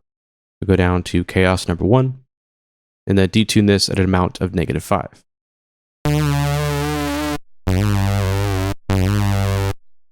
Which gives us some nice natural chorusing effects. Because the original Pro 1 synthesizer didn't have any sort of unison features, these types of chorusing and unison effects would be created by layering in multiple oscillators on top of one another. So we can add in some noise. And because we're creating more of an arpeggio sound, let's go ahead and use the white noise from the ARP Odyssey synthesizer. So let's go to ARP white, and then just take that level down just a little bit to about 22. Bring the randomness up so it kind of jumps around just a little bit. So put the randomness at 10, and that sounds like this. And because this is an arpeggiated synth patch, we want to make sure that this is more of a stab. So let's go over to our amplifier envelope, leave the attack and hold where it's at, bring the decay down to 291, leave the sustain at just about probably -9 or so. We could do 9.5. And then let's bump the release up to just about 600 or 637. So now it sounds like this. So we have a bit of a stab happening at the front end of the sound. And then we have also some release as well. We could maybe even just adjust the curve of that release just slightly. And maybe even the curve of this decay as well. So that way the pluck is a little bit longer and more beveled out. And then let's add in some filter modulation. So go ahead and turn that on. We can leave it at the 12 decibel filter and go ahead and route oscillator A and B into the filter, but keep the noise routed around everything. So it creates this really noisy analog sound to everything. Put the cutoff at 844. So we can just click on that and do 844 and then press enter. Make sure the resonance is at 10, which should be its default. And then we want to go ahead and bump the drive up just slightly to an amount of 20. Keep the vatness where it's at. And then we want to route this to the filter envelope. So let's go ahead and click on this. Route that up to the second envelope, which in our case will be the filter envelope. And put that amount at 42. So we're bumping that up just slightly, but not all the way up. So that way we don't let through those upper high frequencies, which tend to sound very digital and not like an analog synth. So we want something that's a bit warmer sounding. So we'll cut out some of those upper high frequencies. Now let's make some changes to the filter's cutoff curve. The first of which will be to take this and adjust it over to 19 milliseconds.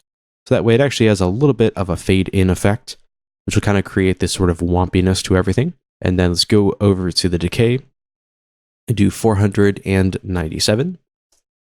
And let's go to the sustain and put that at an amount of 34%. And then the release can be at 422. Then we could even go and adjust the curves just a little bit here. Kind of just round those out just a little bit, like what we did with these amplifier envelope curves. And that sounds like this.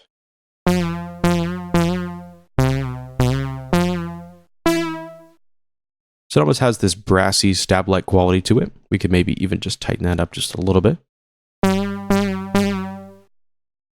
And that's coming from this filter modulation, but also this little bit of attack that we've added to the beginning of the sound. So that's what's giving it that brass-like stab sound. Then the next thing that we could do is add in some chorus effect. So let's go over to the effects. Let's add in a chorus. Let's go ahead and bump this up to 0.11. Then let's leave the delay 1 just about there, which is 1.7. Bring this next one up to just about 0.9. Keep the depth all the way up so that way we get more of an intense phasing quality to everything. Take the feedback all the way down. Bump the low pass filter all the way up. And then we can even just bring this down just slightly to about 34. And that sounds like this.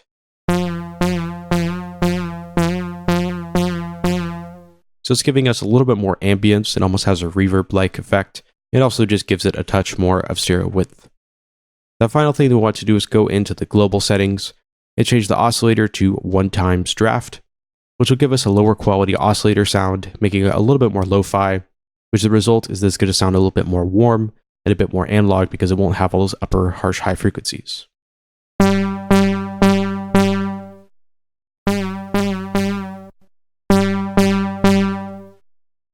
So it also sounds a little bit fatter as well because of this change in the oscillator settings. So this is kind of a cool thing in Serum that I don't see a lot of people using in sound design videos, but if you change the oscillator settings, you can really change the overall characteristic of your patch. So that is the synthesizer patch all sorted. Let me go ahead and play you those notes I had in the introduction, and I could show you how this is used in an arpeggiated sequence.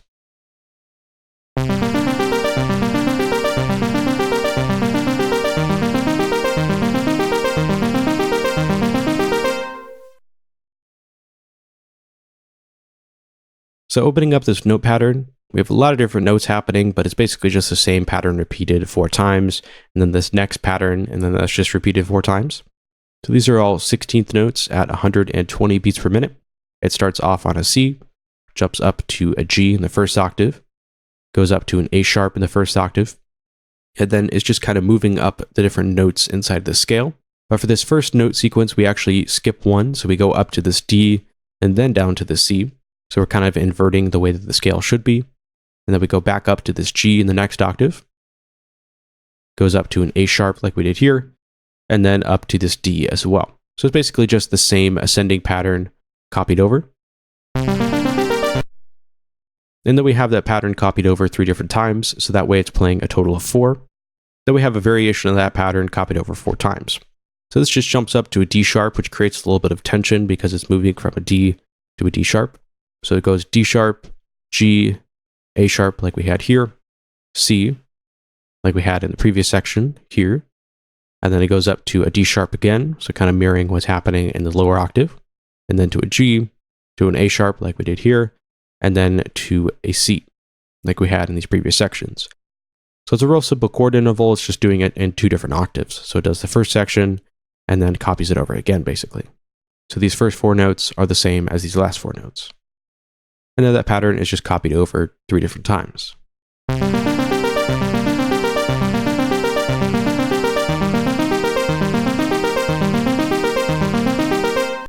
So that's all for this arpeggiated synth patch. I hope you enjoyed the video, and I'll see you in another one.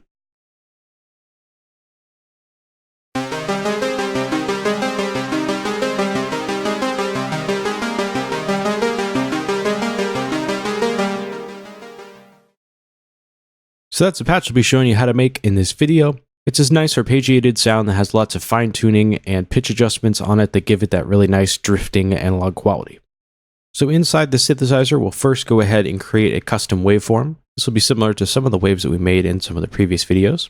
So go ahead and turn off the grid spacing, and we'll start by going up to the corner on the left-hand side and basically just making a saw waveform. It's going to be kind of an analog style saw. So it's going to go down to just about the halfway point, and kind of dip down to just about there or so.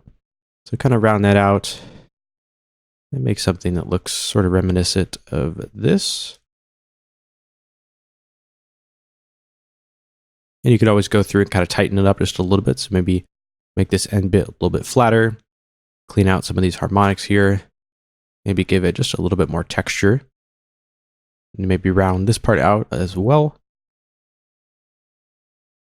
until you get something that looks generally like this.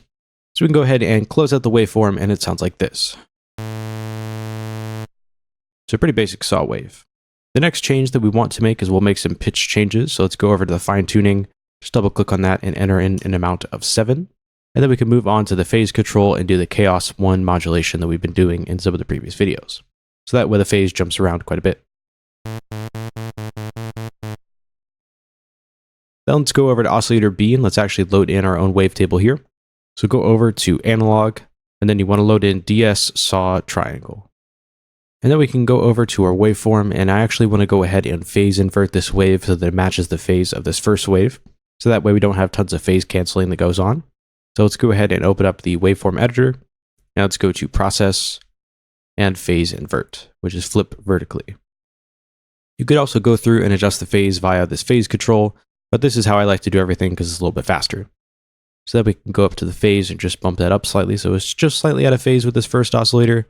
And then we'll go ahead and apply that to the phase modulation on chaos 1, like we did with the first oscillator. And let's go to unison and bring the detune amount down to about 10. And then we also want to go over to the fine tune control and adjust that to an amount of -5. So far together, those two waveforms sound like this. And I can even bump the output volume just a little bit as well.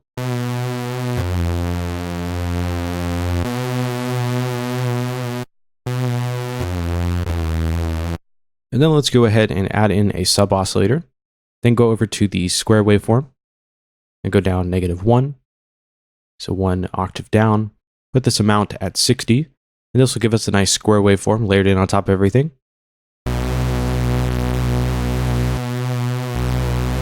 So it really fattens up the sound. We can go ahead and turn down the output volume just so we don't get any clipping. And then let's also add in just a little bit of noise as well. So go over to analog and do the JP106 high pass. Take the random up just slightly and take the level up as well. So it adds in a nice high pass white noise on top of the whole synth sound. Then we can make this more of a stab because right now we kind of have this sustained tone. So let's go ahead and go over to the attack. We could double click on that and do 2.3, just so we have a little bit more of an attack time. Then for the decay, we can go ahead and put that at 277. And then for the sustain, we could take that down to probably about -14 or so. And then for the release, we want to put that at 867. And that sounds like this. So it gives us more of a stab sound, which will be useful for creating those arpeggiated sequences a little bit later. And then we can go over to the filter. And let's change this to the 18 decibel filter, so we have a little bit steeper of a cutoff. Route oscillators A and B into the filter, and also the sub oscillator as well. Then we can go down, bring the cutoff down to just about here or so. Leave the resonance where it's at, and bump the drive up slightly to about 12. And then we'll move to envelope number 2 and apply that to the cutoff at an amount of 49. Now let's go over to the filter's envelope. Go ahead and turn the attack and hold all the way down. Bring that decay down just a little bit to about 800. Take the sustain all the way down so we have a nice pluck, and bump that release to just over halfway. Now we're actually going to click on this curve and bring that up to just about here. So we get kind of a longer filter cutoff curve happening. So we have more of that filter being open for longer rather than it being more of a tight filter curve. And that sounds like this. And this would be without the filter. We could maybe even bump that amount up just slightly to about 54. And then we want to make a few different small adjustments. So let's first move into the global settings and go over to 1 times draft. So it plays back the oscillators at a lower quality. This gives us a little bit more phasing introduced between the two oscillators.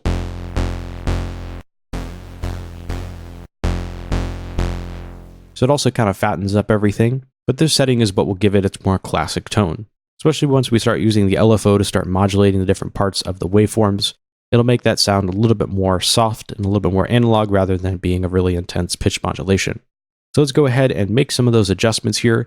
So let's go back to the oscillator section, go to LFO number 1, and we want to adjust the fine tune by an amount of 15. We'll turn that down to 15. And let's go into the modulation matrix and make sure that this is set to be going both ways. So it's modulating up and modulating down. And then let's go over to the low frequency oscillator and bring the amount up to 1/8. So an 18th note, and we can leave everything else where it's at. And then we also want to go over to chaos number 1 and have that also be modulating the pitch as well. So we have a random pitch modulation happening on the first oscillator. And then we want to make sure that this is just going one way, so we're just getting a little bit of that modulation. And then we also just want to have this amount be at 6. There's just a tiny bit of this random modulation happening, as well as the first LFO also modulating the pitch as well. So this is giving the synthesizer a little bit of a pitch drifting effect, which is something quite commonly found on a lot of vintage synthesizers that have various electrical components that aren't working properly, that are kind of drifting in and out of pitch occasionally. So this will kind of give us a similar type of effect. Then we also want to go to LFO number 2 and assign that to the fine tune pitch on oscillator B. So click on that and assign that to the fine tune control. And go back over to the matrix, make sure this is going both ways, and have the amount be at 74. And then we actually want to turn down the output to about 10. So we get a little bit less of an intense modulation. And that's just initially how I had the patch set up. When I first started, I had more pitch modulation, and I used the output control to control the intensity of it. You could also get the same effect by just reducing the overall amount for this LFO number 2, but this is just how I set it up with the initial patch. Then you'll want to move over to the second LFO, turn off the BPM sync, and put this at an amount of 13.4. So that way the second LFO is moving faster than the first one.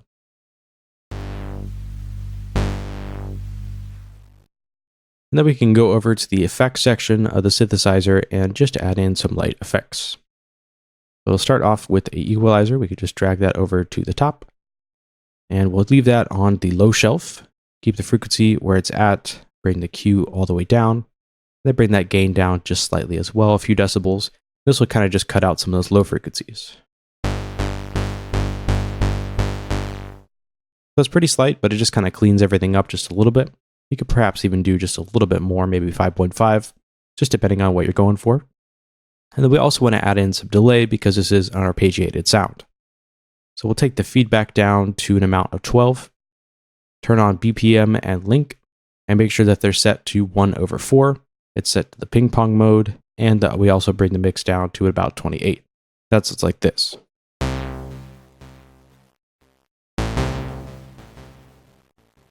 The final effects device that I want to add in is going to be a chorus effect. You could always use the inbuilt chorus effect inside of Serum, but I like the sound of the tall Kurs. It's a chorus plugin that I've used several times throughout this video series that I like the sound of. It's a free VST and AU plugin. So if you just Google the name of this plugin, you'll see it pop up, and you can always download it if you'd like. So inside of here, we just want to bring the volume down just a little bit because it tends to boost the volume just slightly. We could leave the stereo width all the way up and the dry wet at halfway, and it sounds like this.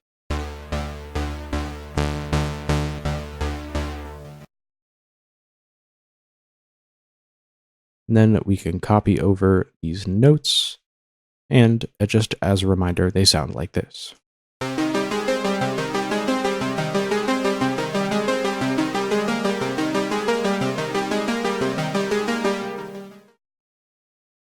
And opening up the notes here, we're basically just moving up and down a scale. So it starts off on a C note and then moves up to a D sharp. And just so you know, this is also a 8th note triplet inside of Ableton. You could always do this at a different note pattern. I just like the way that the triplets sounded. So it starts off in the C note, D sharp, jumps up to a G sharp, and then skips the next note in the scale, which would be A sharp, and just jumps up to the C and then back down to this G.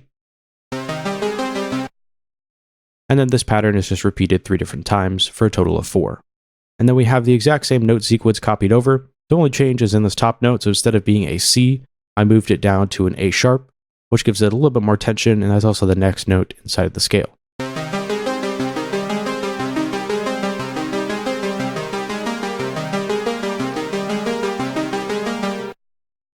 So that's all for this arpeggio synth. Hope you enjoyed the video, and I'll see you in another one.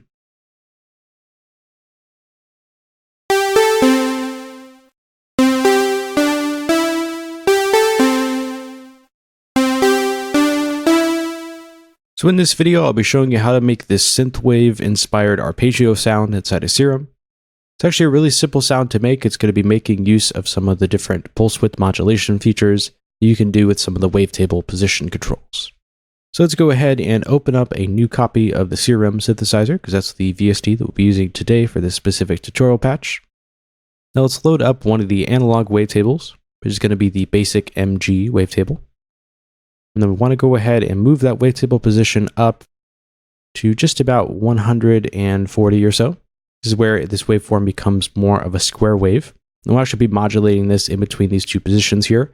This will give us kind of a pulse width modulation type effect a little bit later.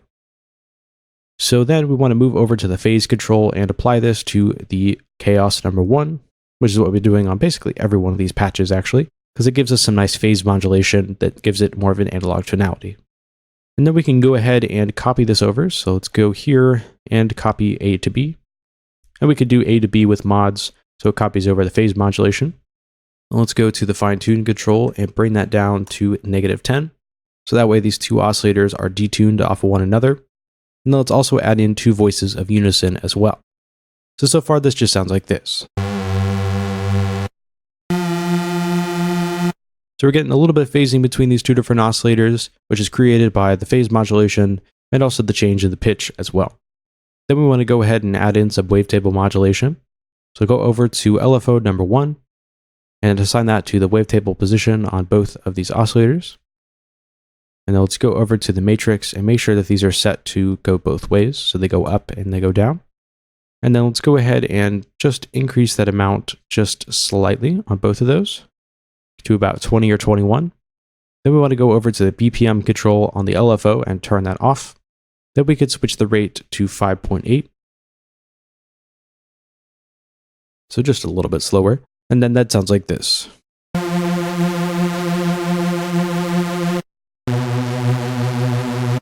So you could hear and also see there on the wavetable display that the wavetable's position is being moved as we hold the notes on our keyboard.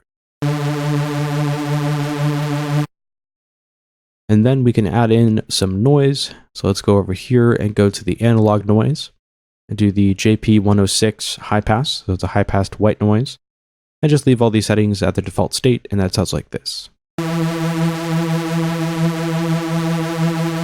So it just makes everything a little bit noisier sounding.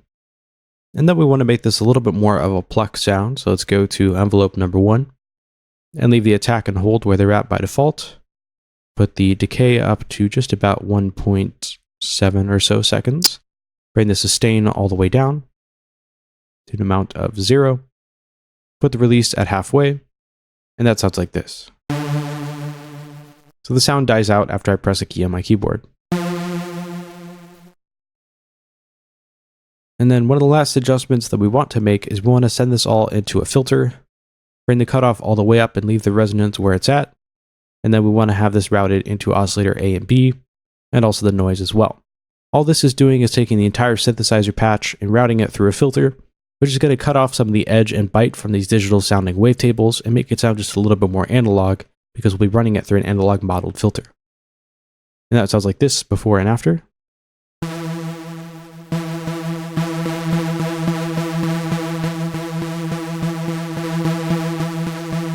So it's just kind of filtering out some of those frequencies. The final thing that we want to do is go into the global section and change this to 1 times draft. So that way we get a lower quality waveform inside of our synthesizer, which will create something that's a bit more phasey and a bit more analog sounding.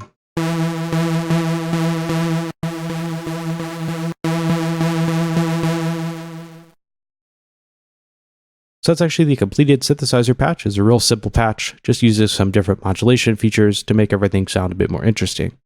Now we can talk about those notes that I played in the introduction section of the video, and they just, as a reminder, sound like this.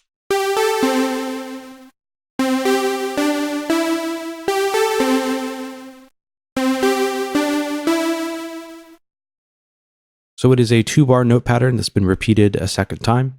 So we can go ahead and open that up. Everything is set to the 16th notes on the grid. Starts off on a G, jumps up to an A, and then down to a C. So it's kind of rising the tension of everything and then dropping it down to this note, which kind of provides a little bit of a resolution musically. And then we use that same C note again, raise the tension by moving from a C to a G, down to a D, which is another note in that same C major scale. And then it goes up to an E, which is another note in that same scale. So it's kind of rising the tension, goes back down, and then rises the tension again to kind of create a little bit of interest for that end section.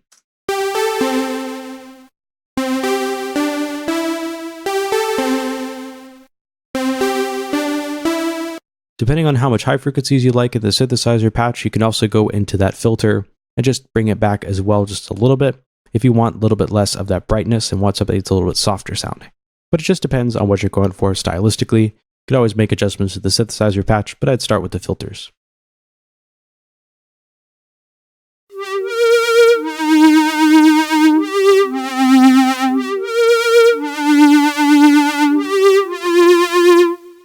So that's the sound of this vibrato lead that I'll be teaching you how to make inside this video. So you'll be making use of some of the modulation features inside of Serum, and we'll also be drawing in some custom wavetables.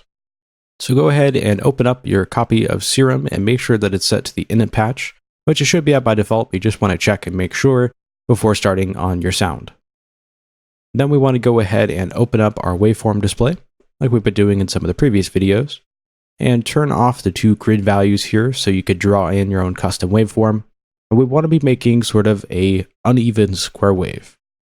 So let's start at this midway point and just kind of draw something a bit random here. And then at the very end, want it to sort of dip downwards. And then we want to have something similar going on with this wave here. So let's go ahead and draw in kind of an uneven square wave again. And then have the same thing happen here as we did before. It sort of dips downwards. And then you can go back over the wave and kind of tighten everything up. So let's do this and maybe have it go somewhere like this. So now we have our own custom square waveform. You can close that out and it just sounds like this. So it's got lots of rich overtones and harmonics, which is what we want for our synth patch. Then let's modulate the phase control like we've done in the previous video. So go to chaos number 1, make sure that's set to the phase. And then we'll actually be taking the level control down to halfway because we'll be modulating this a little bit later, but we don't have to worry about that for now. And then let's go ahead and copy A to B with the modulation entries that we've created. And then we'll go to the fine tuning control, put that at -10. Make sure the phase is modulated, make sure the level is at its proper setting, which in this case is going to be halfway. And then those two together sound like this. So we get some nice modulation happening between those 2 different oscillators. And then we want to go ahead and start making some modulation entries.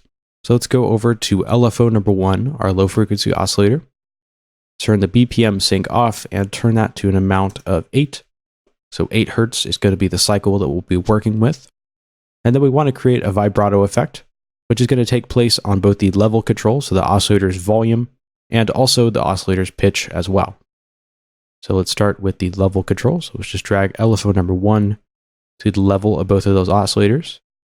And we can put that up to an amount, nothing too drastic, maybe 12 or so, 12 or 13. You could do that for both those oscillators. And then we also want to have this applied to the pitch of the oscillators as well. So drag that over to the fine tuning controls. And we'll go into the modulation matrix and make sure these are both set to the up and down modulation. So that way it moves back and forth in both directions. And then we'll take the amount and put that up to 100%. And then let's go ahead and scale those modulation entries to about halfway. So about an amount of 50. We'll do that for both of those.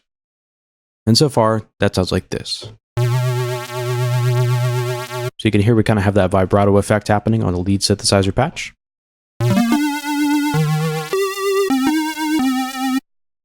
So we're about halfway there. Now we can go ahead and move back to the oscillator section and make a few different adjustments. Let's layer in a white noise to add in some additional analog characteristics to our synth patch. But let's switch things up and do the bright white noise, which just on its own sounds like this. So it's a real nice and soft sounding white noise. It's pretty bright sounding as well. So let's take the volume all the way down because we'll be modulating that by the amplifier's envelope. And then let's make some adjustments. So go ahead and select envelope number 1. Do 513 as the attack. We want to go ahead and square this off so it's just a straight line. So there's no sort of ramping happening here. Make sure the decay and hold are set at their default rates. Same with the sustain. And then for the release, we want to go ahead and put this at 634. And that sounds like this. We're basically just getting a real simple fade in. Let's also apply that to the noise. So click on that and apply it to the noise. And have that go to an amount of just about 16. And then we could add in some filtering and modulation on the filter to make it a little bit more interesting. So that way it kind of opens up as we hold the notes on our keyboard, and it closes out as we release the notes on our keyboard. So we'll keep this on its default filter type, which is a 12 decibel low pass filter. Make sure oscillators A and B are routed into the filter, but leave the noise going around everything. Bring that cutoff down to an amount of 25. Bring the resonance all the way down to 0. Could also bump the drive up just slightly to an amount of about 8. And then we'll apply some modulation to that filter. And we'll put the amount at maybe about 75 or so. We could always make some adjustments just a little bit later once we kind of have everything all situated on our synthesizer patch. But let's then move over to the attack. Put that at 220. We can leave the hold and decay where they're set by default. Keep the sustain all the way up 100% and just add some release. We can do something just around 597. And then we can also square off this modulation here on the attack, so that way it's just a straight line. And that sounds like this.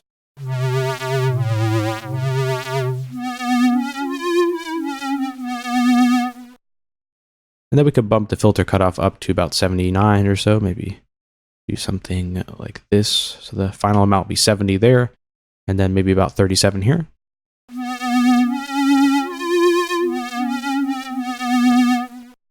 And then we can go and add in some effects. So we'll go over here and move over to the delay, bring the feedback down to just about 25, keep the BPM sync where it's at. We could turn on link and do 1/8. And then we could turn on the ping pong delay so it bounces between the left and right channels, and bring that down to an amount of about 9.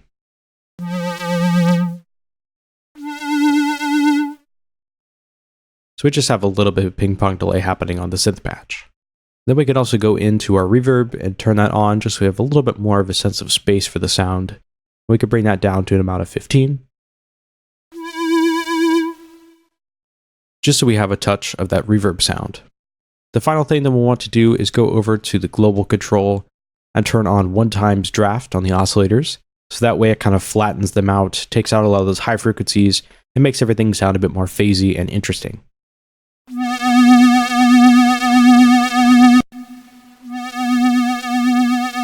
That's before, and this is after. It kind of fattens everything up in an interesting way, just because we've changed the overall quality of those oscillators. And then with that synthesizer patch out of the way, I could show you those notes that we had in the introduction, which just as a reminder sound like this.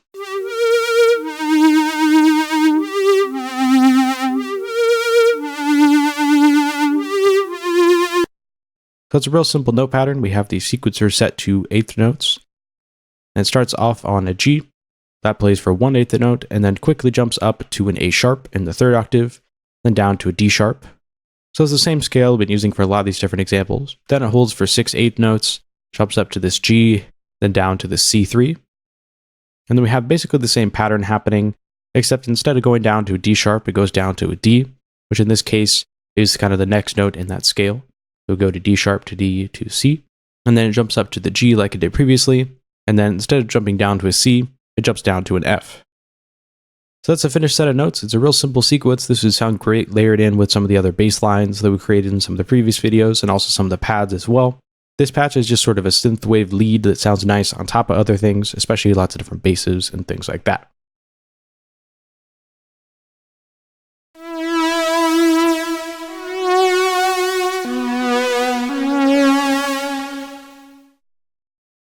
So that is the lead synthesizer patch I'll be showing you how to make inside of this video. It's inspired by the Blade Runner soundtrack and also the Yamaha CS80 synthesizer that gives you these really cool phasey, lush sounding synthesizer patches. It's also kind of where this melody comes from as well. It's sort of a derivative of that original melody that was used on that soundtrack, but it's not exactly the same. I wanted to keep it different for this video. So first, go ahead and open up an initialized copy of Serum.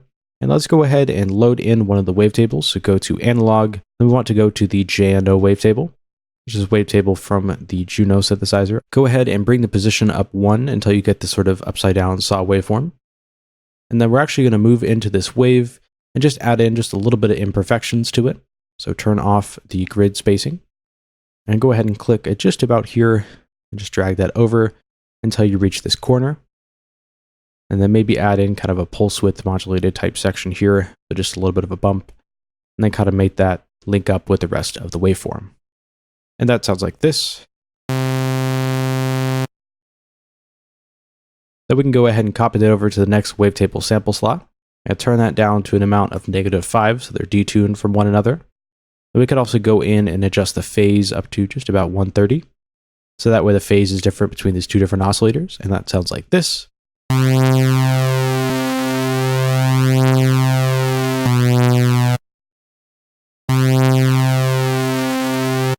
So we're getting some nice phasing and interplay happening between those two different oscillators, which is one of the main characteristics of this synth sound.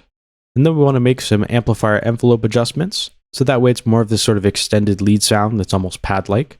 So move over to the attack and set that to 516. So we have just a little bit of an attack, and maybe even bump that amount up slightly on the curve. Now let's go to the decay and bump that up just a little bit as well, to about 1.18 seconds.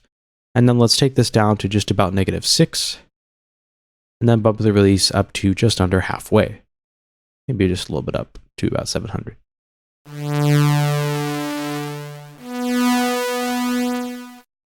So now it almost sounds like a synthetic trombone sound or some sort of brass instrument because of this envelope happening at the beginning of it. It kind of has this peak that's almost giving it this stab-like sound. And then we also want to add in some low-pass filtering to accentuate that type of sound. So let's go and route oscillators A and B into this filter and move the cutoff up to just about there, which in this case is 3000 Hertz, and bring the resonance all the way down. And maybe even bump the drive just a little bit, maybe 2 or 3%, just so we get a little bit more fatness out of it. And then let's go ahead and apply envelope number 2 as a filter cutoff curve. And let's have this go almost all the way up. So we'll go all the way up to the top and then bring that down just slightly. So maybe about 45. And then let's move into the attack and put that at 2 seconds. Keep the hold where it's at. Bring the decay down to 500 or so. Leave the sustain 100% and also boost the release just beyond halfway. That sounds like this.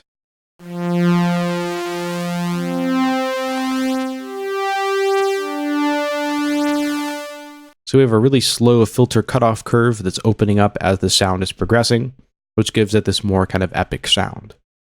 And then we want to add in some low frequency oscillator automation to the pitch of the sound. So go ahead and turn off the BPM sync and put this to 4.3. And then we can go ahead and assign that to several different things. So let's actually do this from the mod matrix because we'll have a few different entries. So let's go to LFO number 1. Let's have that to go twice. So let's have that first go to the oscillator A fine pitch and oscillator B fine pitch as well. I want to make sure that our modulation direction is set to going both up and down. And then we also want to scale these down to about 40. So that sounds like this. And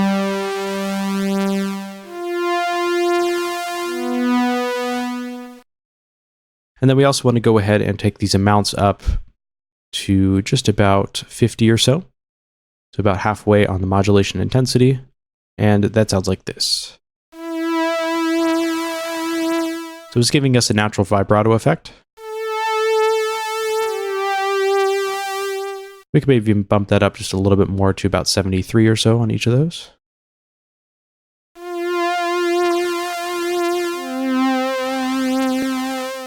It just depends on how much of that vibrato effect you want on your synth. And then let's go ahead and add in some effects. So go over to the effects, turn on the hyper and dimension expander. Turn the unison amount to 5. We can go ahead and make sure the mix for the dimension expander is all the way down. Keep the rate at maybe about 35 or 36. The detuning up to halfway. And then bring the mix down to just about 30. And that sounds like this. It's kind of providing some stereo width. Then we also want to have a chorus as well. So we can turn that on. Bring the delay number 1 all the way down, delay number 2 all the way down. Put the depth at just under halfway, so maybe about 7.8. Take the feedback down, and put the low pass frequency almost all the way up. Then bring the mix down to just about 41. That sounds like this. And then finally, we want to add in some reverb. So turn on the reverb effects device. Make sure that the size is set to halfway. We can leave the decay where it's at by default, the low cut all the way down. Turn the high cut down as well. Leave the spin and spin depth where they are. And boost the dry wet just a little bit, the mix to just about 40. We have a nice lush and cinematic sounding reverb for everything. Maybe even take that down just a little bit, maybe about to 35.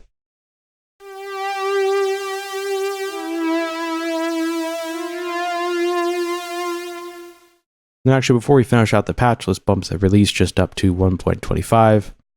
And maybe even take this filter cutoff down and just a touch of release. So that way we get more of a kind of intense effect. And we could also boost the volume up to 100. So that way the volume is playing back at its full amount.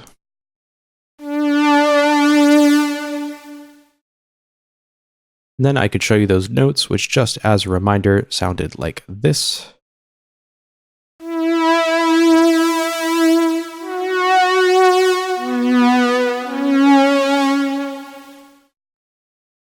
So real simple note pattern, nothing crazy going on. It's just an E note jumping up to an F sharp in the third octave, down to a B, then down to a C sharp.